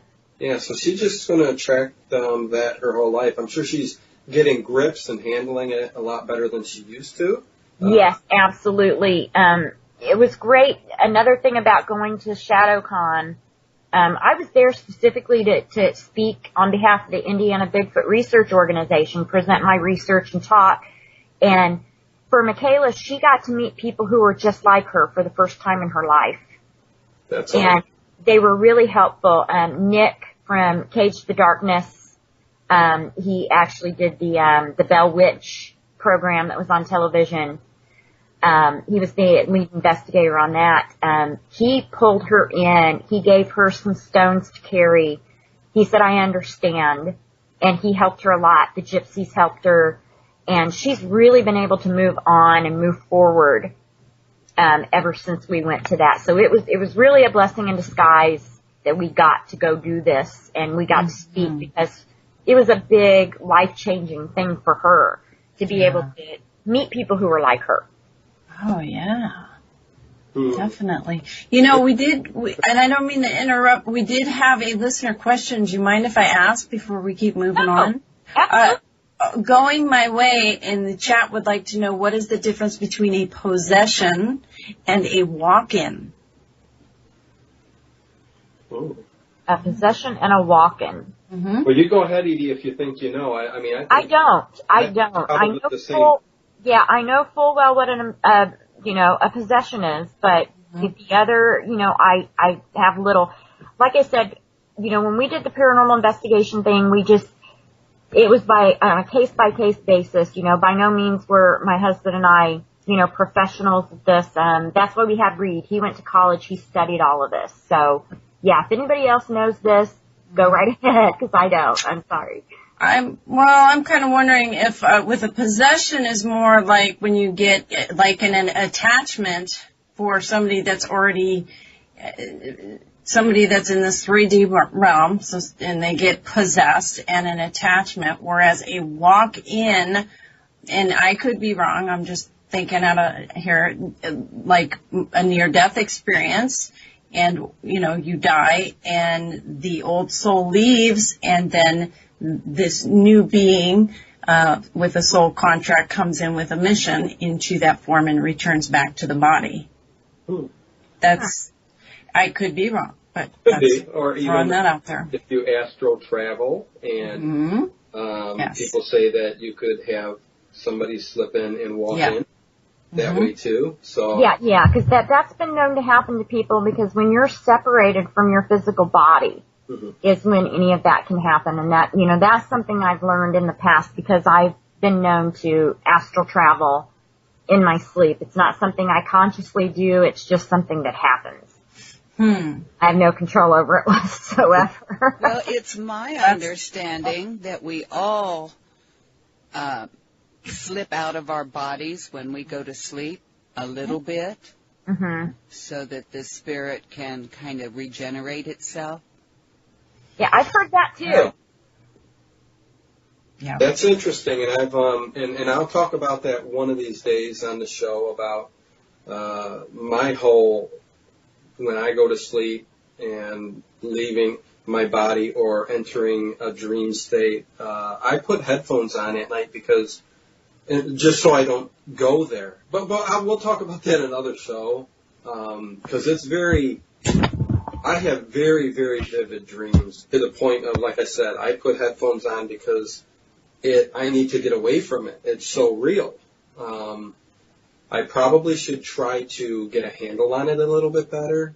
But anyways, that's a whole nother show. For sure. Yeah. It sounds to me like your soul has work to do. That's what it sounds like to me. I think you're right, Edie, probably. I tend to put everything off and not go head on like you do. I should, for sure. But hey, before the show, we got 20 minutes left. And I know we always talk Bigfoot, and that's really kind of your thing and what you're doing now, even though you do the paranormal and everything else still, right? Yeah. Well, we really have no choice living in the household with a medium. Yeah. So, but I would like to get in a little bit to let everybody know, with the time we got remaining, about your Bigfoot gifting, and I don't know. Within 20 minutes, we can probably get in how it started, and then, maybe updates on what's going on right now. Okay. Well, like I said, when we were doing research for the book, we spent a lot of time driving the forest, sometimes late at night. It really depended on the mindset I needed to get myself into at the time. And we were out on one of the back roads, in the back area of the forest, and we were just driving along, and all of a sudden, this massive creature just runs across the street in front of the car, maybe 10, 20 feet in the headlights. And, cause it was dark, and it was right there in our headlights. We had the brights on, and it just ran through, and I thought my husband was having a stroke. He sat there and he's like, no, that wasn't right. That was not right. Cause he could not describe what he saw, because it was, his brain could not compute it, because it's something he had never seen. He had no reference files to it. Right. Wow. And it was massive. The thing was another case for the Depend store. Yeah, it's huge. I mean, we should be doing that by mail thing that they have on TV. Yeah. Always get back in the trunk of your car. No kidding. kidding, because it was, I mean, he went white as a sheet, and we were not believers in Bigfoot. Yeah, Okay. spirit attachments and all this crazy stuff, but we did not believe in Bigfoot. Really? That's what I think's crazy, that We came did from this paranormal type thing Right. and just rolled right into, oh my God, a Bigfoot crossed in front of us. Holy cow. The Native Americans do say that that they call him the brother of God, some tribes do, which show himself to tribes in times of need. And my husband and I were still going through a lot back then, and this has really brought us together. It's the one thing that has kept us connected for the past few years, has been the whole Bigfoot thing. And, having this happen and everything, it kind of threw us into, the world of the Sasquatch and what we could look out for and certain signs and looking for tree breaks and bends and things that they build and whatnot. We got thrown right into it. And we've really, over the past couple of years, have come such a long way from being, these scared researchers out in the forest, basically being flanked by Bigfoots all around us, knocking. As soon as we would start to walk, they would knock to one another. We'd stop and they would stop, and they were getting closer and closer. From that to them tearing a branch off a tree and throwing it at us because we were trying to figure out what this big thud, you could almost feel it in your bones. Wow. We were hearing it back there on this trail, and it was pitch black, and we were hearing it, and we were trying to figure it out, and it did not want us there. And from there, we ran down the trail, we got back, and something slammed the bathroom door. There was nobody there. This was a closed campground. There was nobody around. It was the middle of the night, and it just so many things. And then we got a recording. It was in the middle of winter. It's a closed campground. It was 2:30 in the morning. We had been out there for hours, just kind of waiting. We could hear them off in the distance. We could hear the howls and the screams, and we could hear the coyotes kicking up. And it didn't sound like they were going to come any closer. We thought, okay, we're going to call it a night.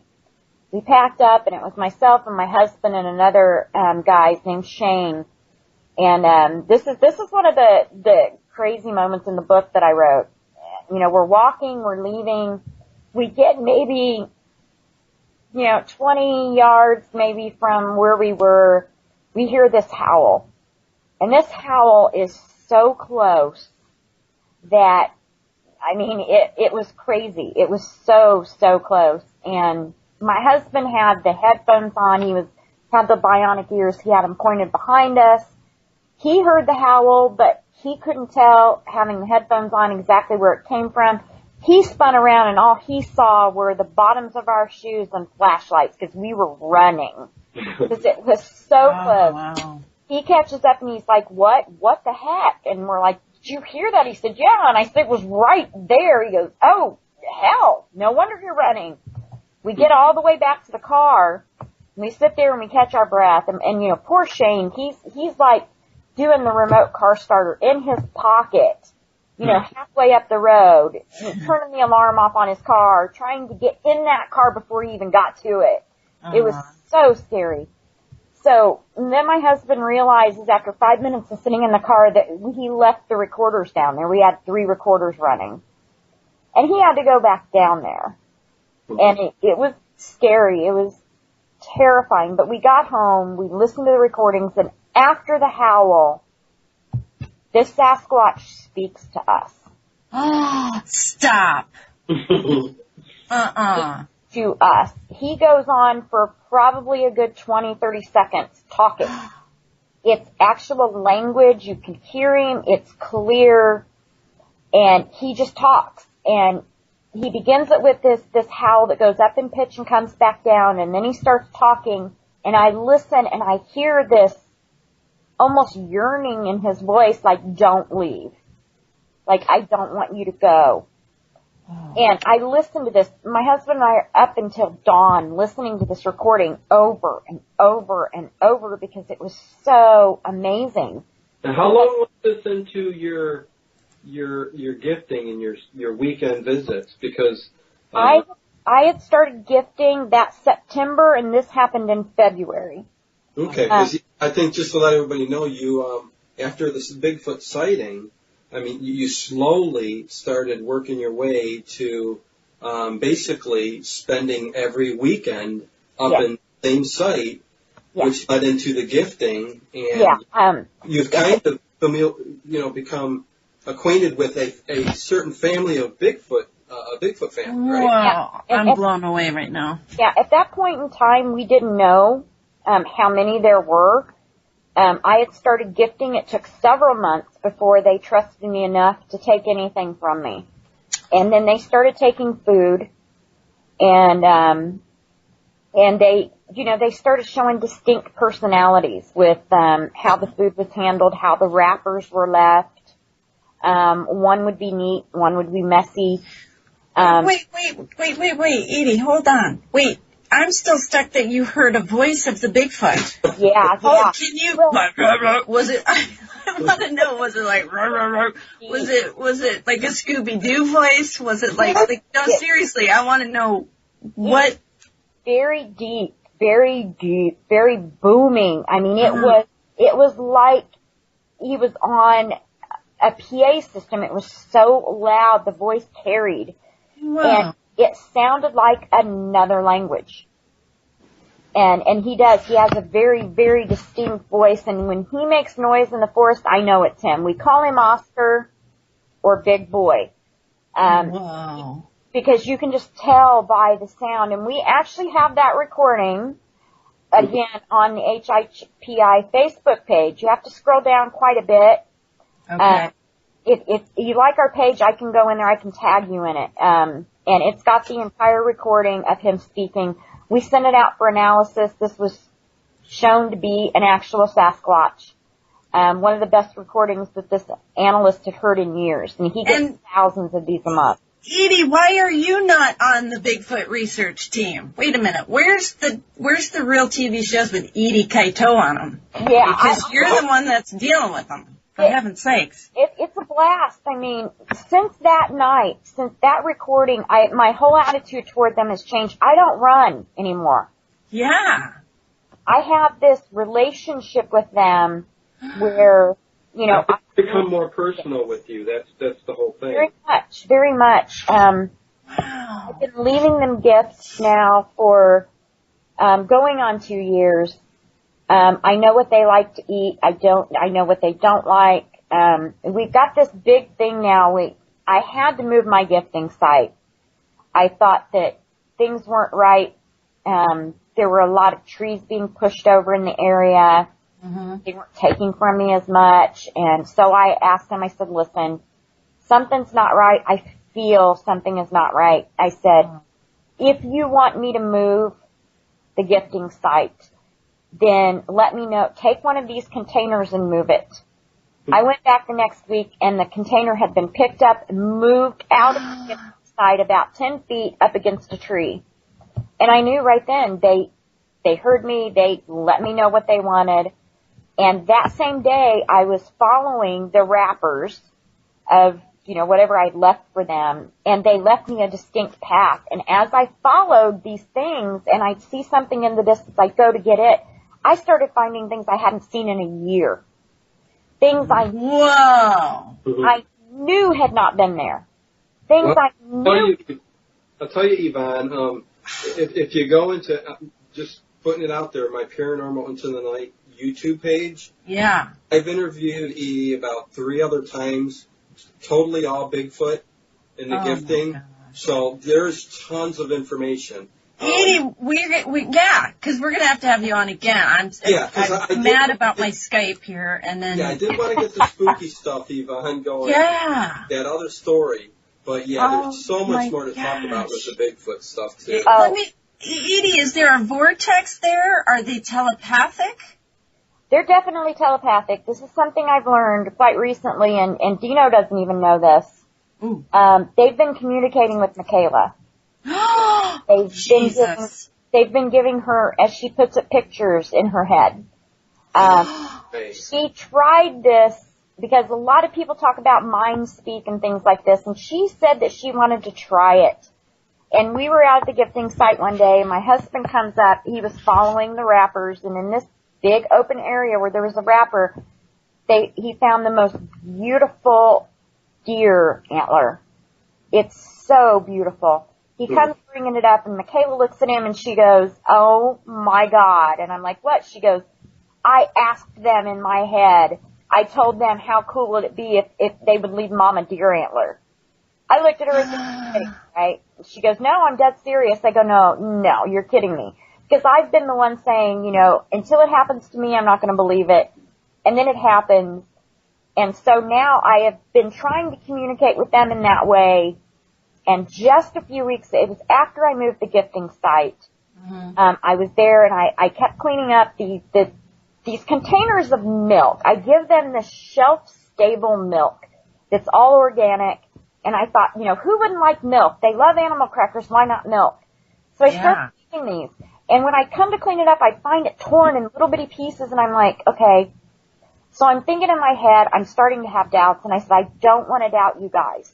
I don't. I want this to be full trust. But, I keep thinking, is it a small animal that's getting a hold of this?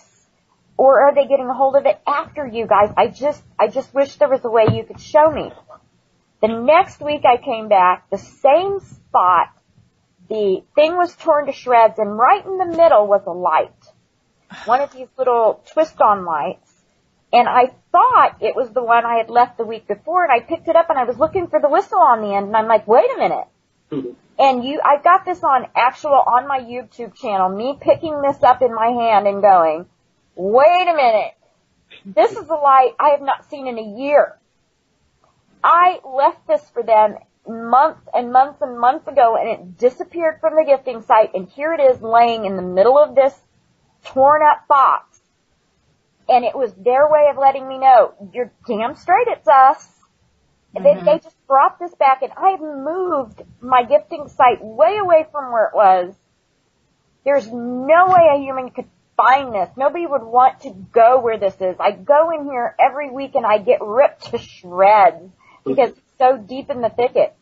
But they heard me, and they left me this light that I hadn't seen in a year. I pick it up, and it's actually caught on video. I'm blown away by it.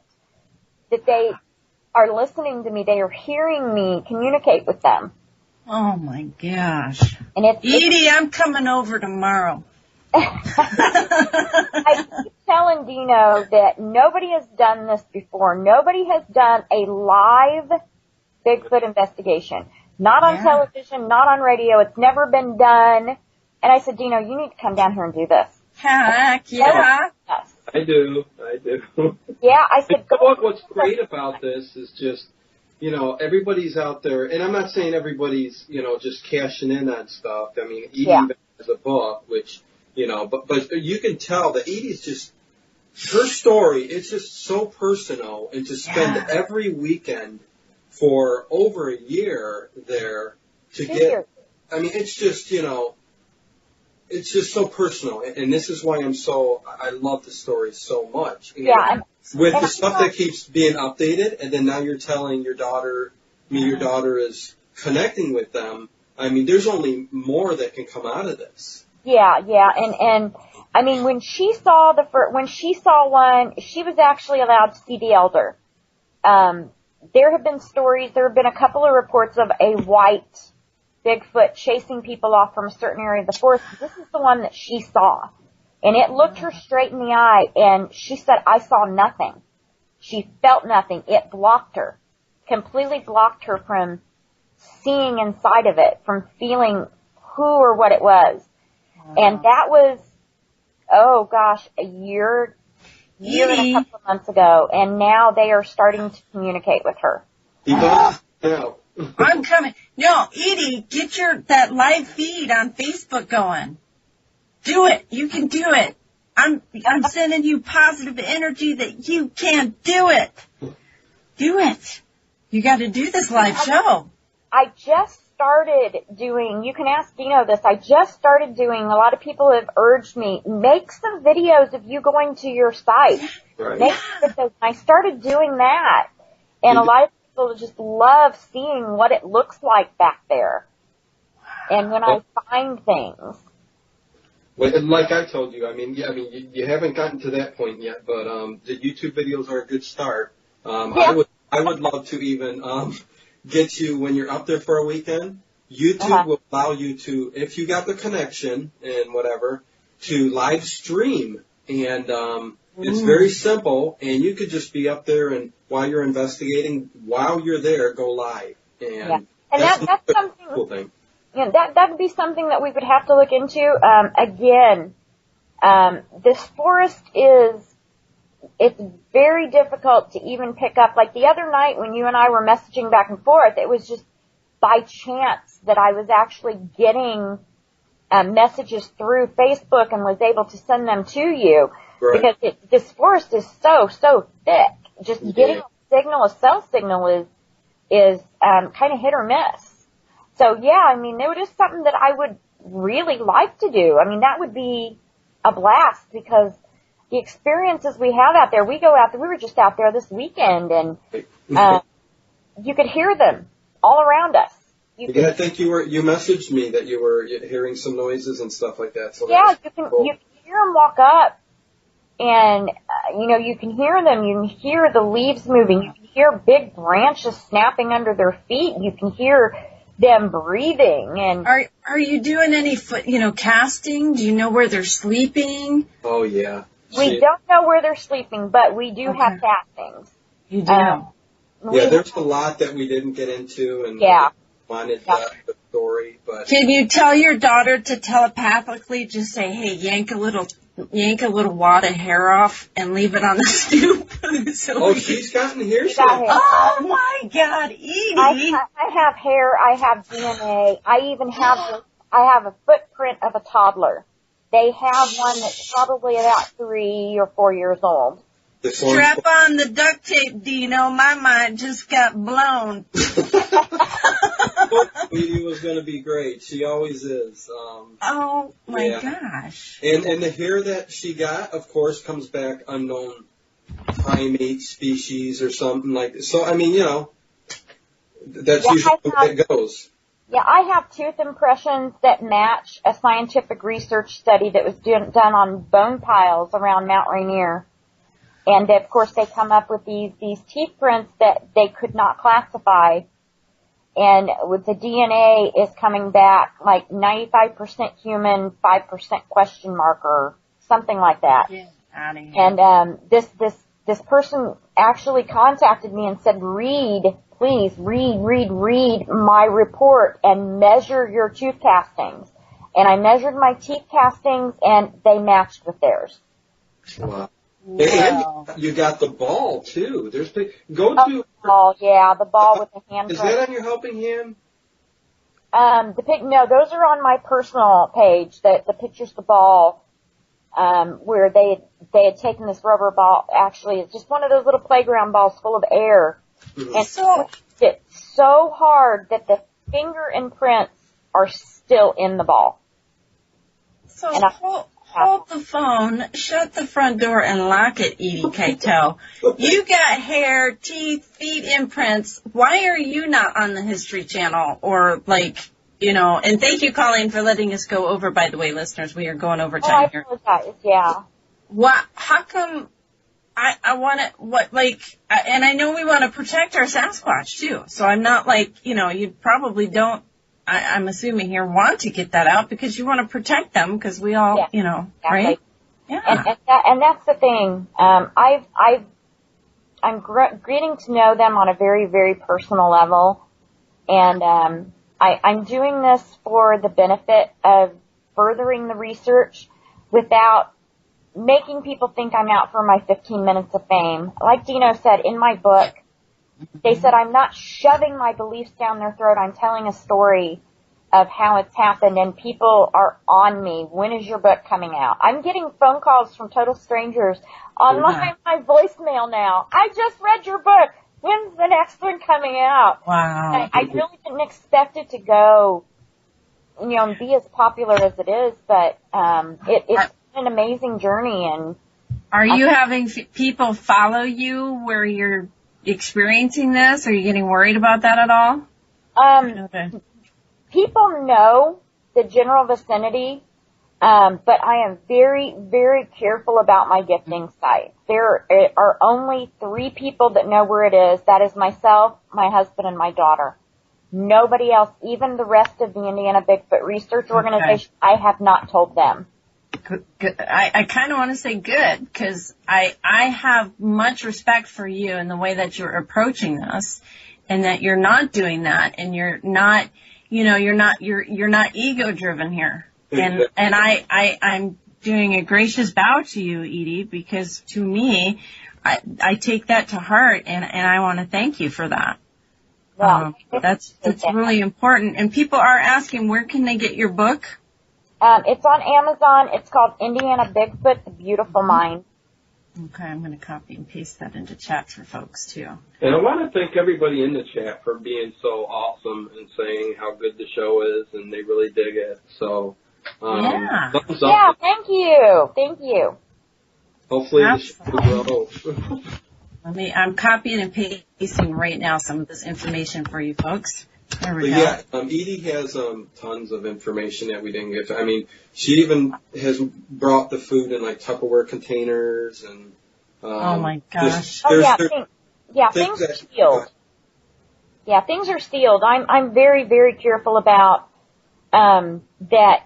The items that are left for them and the way they are opened are things that only somebody, either a human or a Sasquatch, could open. Right, you're not putting stuff out there to just like, hey, a raccoon could have got that, or got it. You're actually taking precautions and sealing up Tupperware containers, and things have come out of there and been sealed back up. Yeah, and things that they can't smell, because if an animal cannot smell it, they will not try to eat it. Mm-hmm. So, like the boxes of milk, you can't smell those. There's no smell to them whatsoever. But they will get these little containers of milk, and they will poke a hole in them, and they will squeeze these things till they look like leather. They will squeeze them until they get every drop of milk out of them.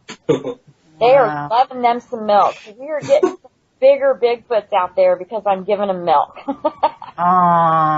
Did you ever make them chocolate milk for the little ones? Because there's little Bigfoots. There's vanilla and strawberry. That's what I do.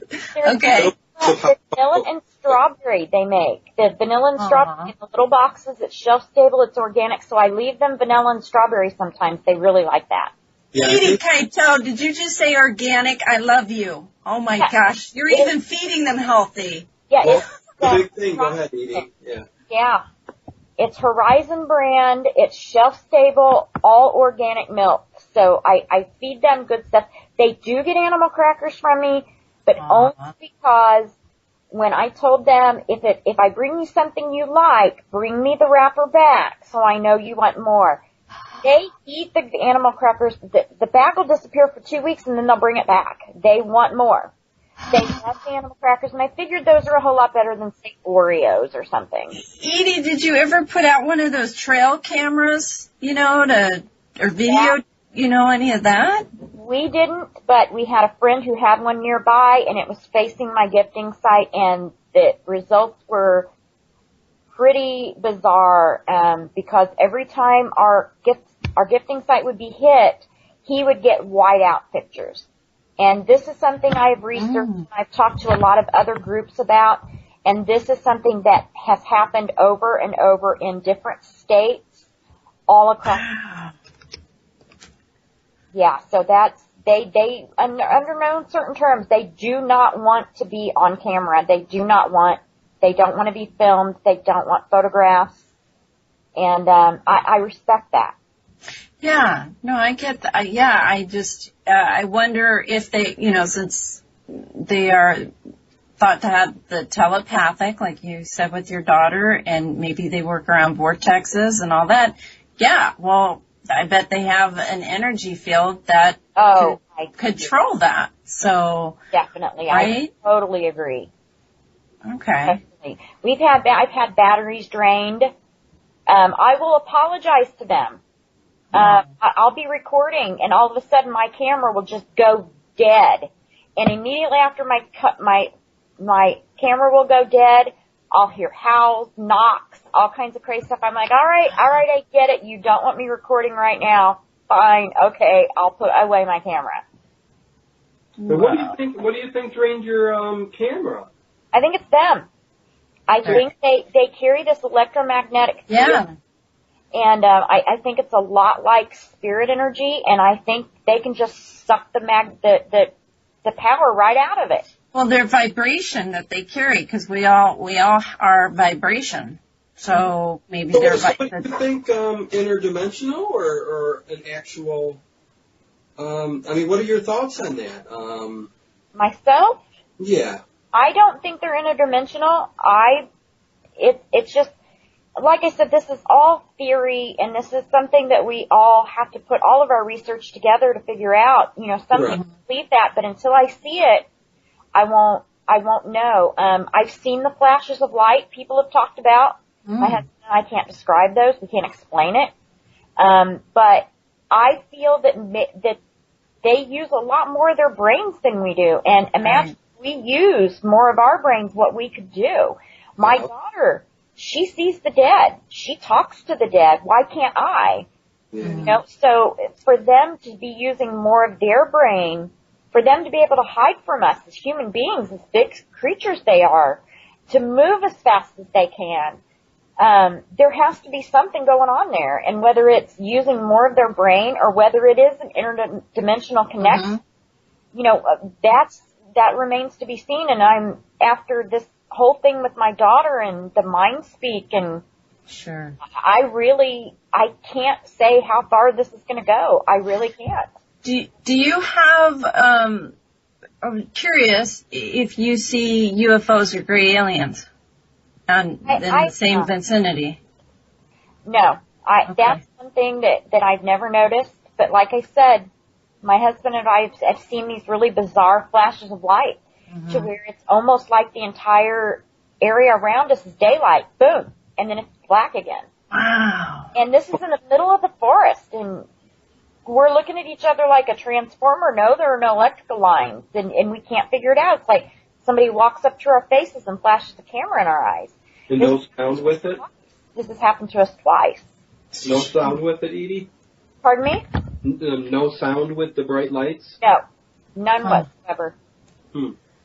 So, yeah, there's a lot to all of this that we just don't know. I mean, everybody's got their theories on, you know, interdimensionals. They came from a race of aliens. They are just technically a hominid species that have evolved over the years and are hiding. But so, I mean, who really knows, you know? Yeah, and that's why I am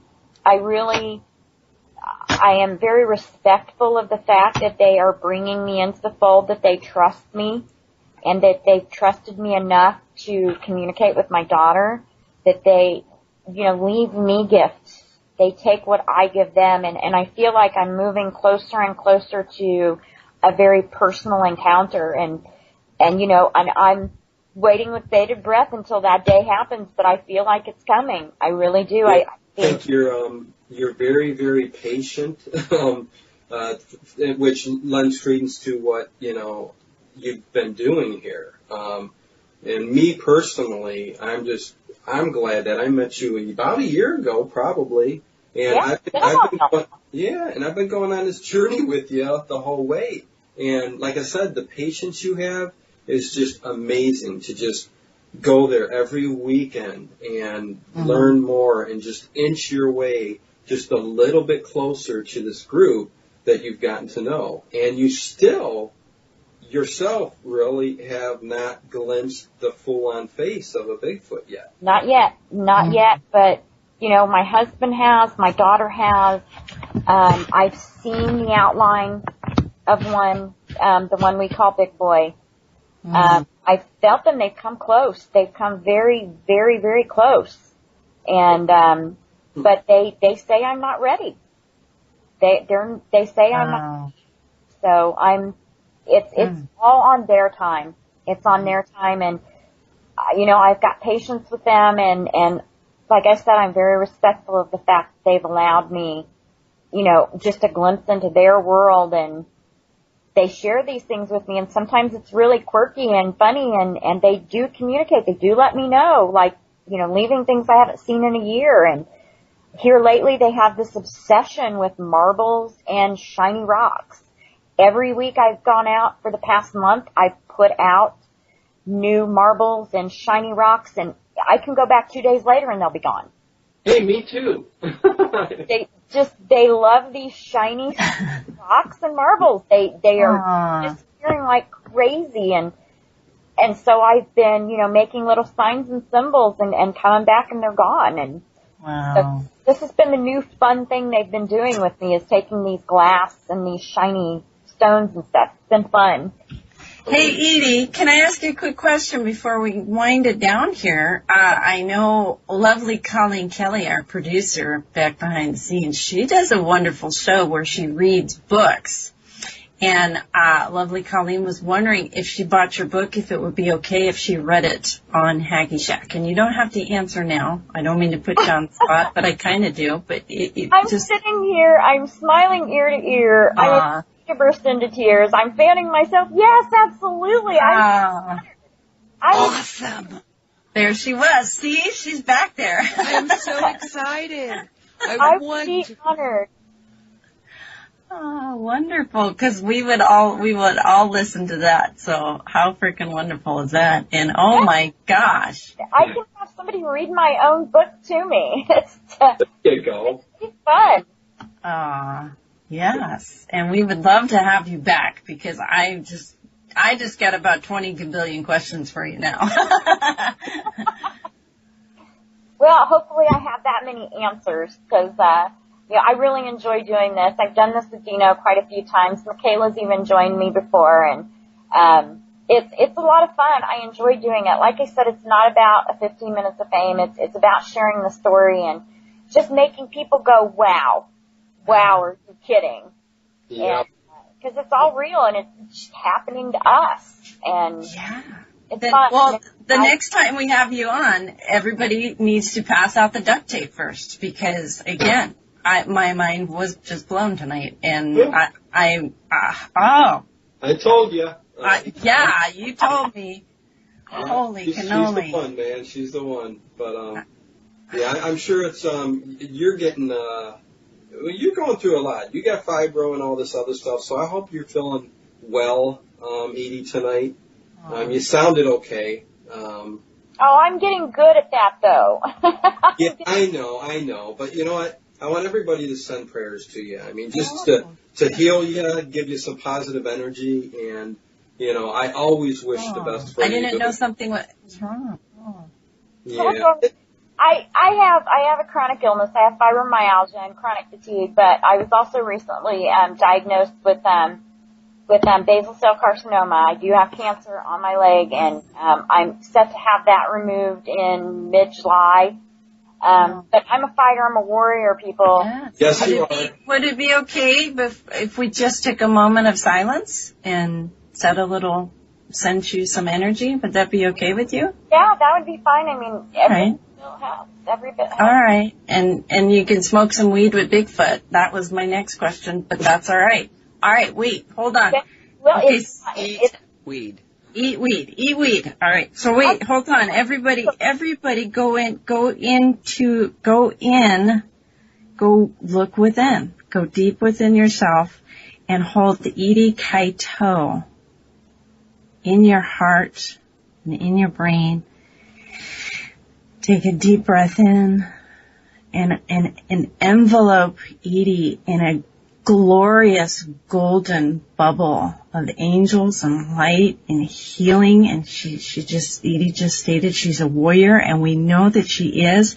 And send her love and light and healing, and imagine this energy just emanating from your light being from deep within and emanating out of your heart and out of your crown, and just passing it over to her and surrounding her. And if we all do this, we're all connecting our energies and our vibrations to help heal her body. Thank you. I hope you felt that, Edie. I put a whole mess out there. Yeah, well, Concentrating. It's tingly, to be honest with you. Wonderful. I'm tingling. I am too. That's crazy. But no, I really appreciate that. Like I said, I'm a fighter. I'm not I'm not rolling over. I'm not giving in. And, going out every weekend to the forest, sometimes it's really difficult to do it. But once I get out there, I don't know if it's their energy or what, but I always leave feeling better. I always leave feeling better. Yeah, maybe they pick up on that and they're sending you some healing energy. I mean, could be. It would surprise me. The Native Americans believe that they can heal. And they say if they bring any stones back to me to take them home and use them. So, yeah. Well, excellent. Well, Yvonne, how was it for first Spooky Pants radio show? Bingo, bango. Spooky Pants is doing the happy dance, Dino. Woo! Oh. Yeah. My dog is twerking on the steps again, so I think she gives it 2 paws up. Wow, your dog is twerking on the steps. I love that. The image in my head right now. Oh boy. Okay. Trust me, it's probably exactly what you're thinking. That's so funny. Well, first I want to thank Dino, my buddy here, for, I know we had a rocky start tonight, but that's all right. Remember, there's kinks and good things. Oh, yeah. And we worked it out. And again, Edie, I'm going to listen to that first half again because my Skype backed it up. So apologies. I would love to have you back, Dino and I. And I cannot wait to hear Colleen read your book because she has the most epic, coolest voice ever. Oh, great. I can't wait. And I just want to say thank you because I'm going to let Dino tie up the show end here. So thank you, Colleen, and thank you, listeners. Yes. Thank you for having me. Of course. Edie, thank you very much for coming on. And especially for our first show, I couldn't think of anybody else to have on that I would want on except for you. So. Well, thank you. I appreciate that. Okay. So, so next time we get together, that's it. That's our first episode, our first show of Spooky Pants Radio. Woohoo! Thank you, Yvonne. Thank you, Colleen. And everybody at HaggieShack.com. Thank you guys very much. And I think that's going to do it. Woohoo! Spooky Pants! Everybody later. Later. Thank you. Congrats on the first show, you guys. It was fun. Thank you. Thank you, Thank Edie. you very much. Good night, everyone. Thank you for tuning in. Good night. Good night.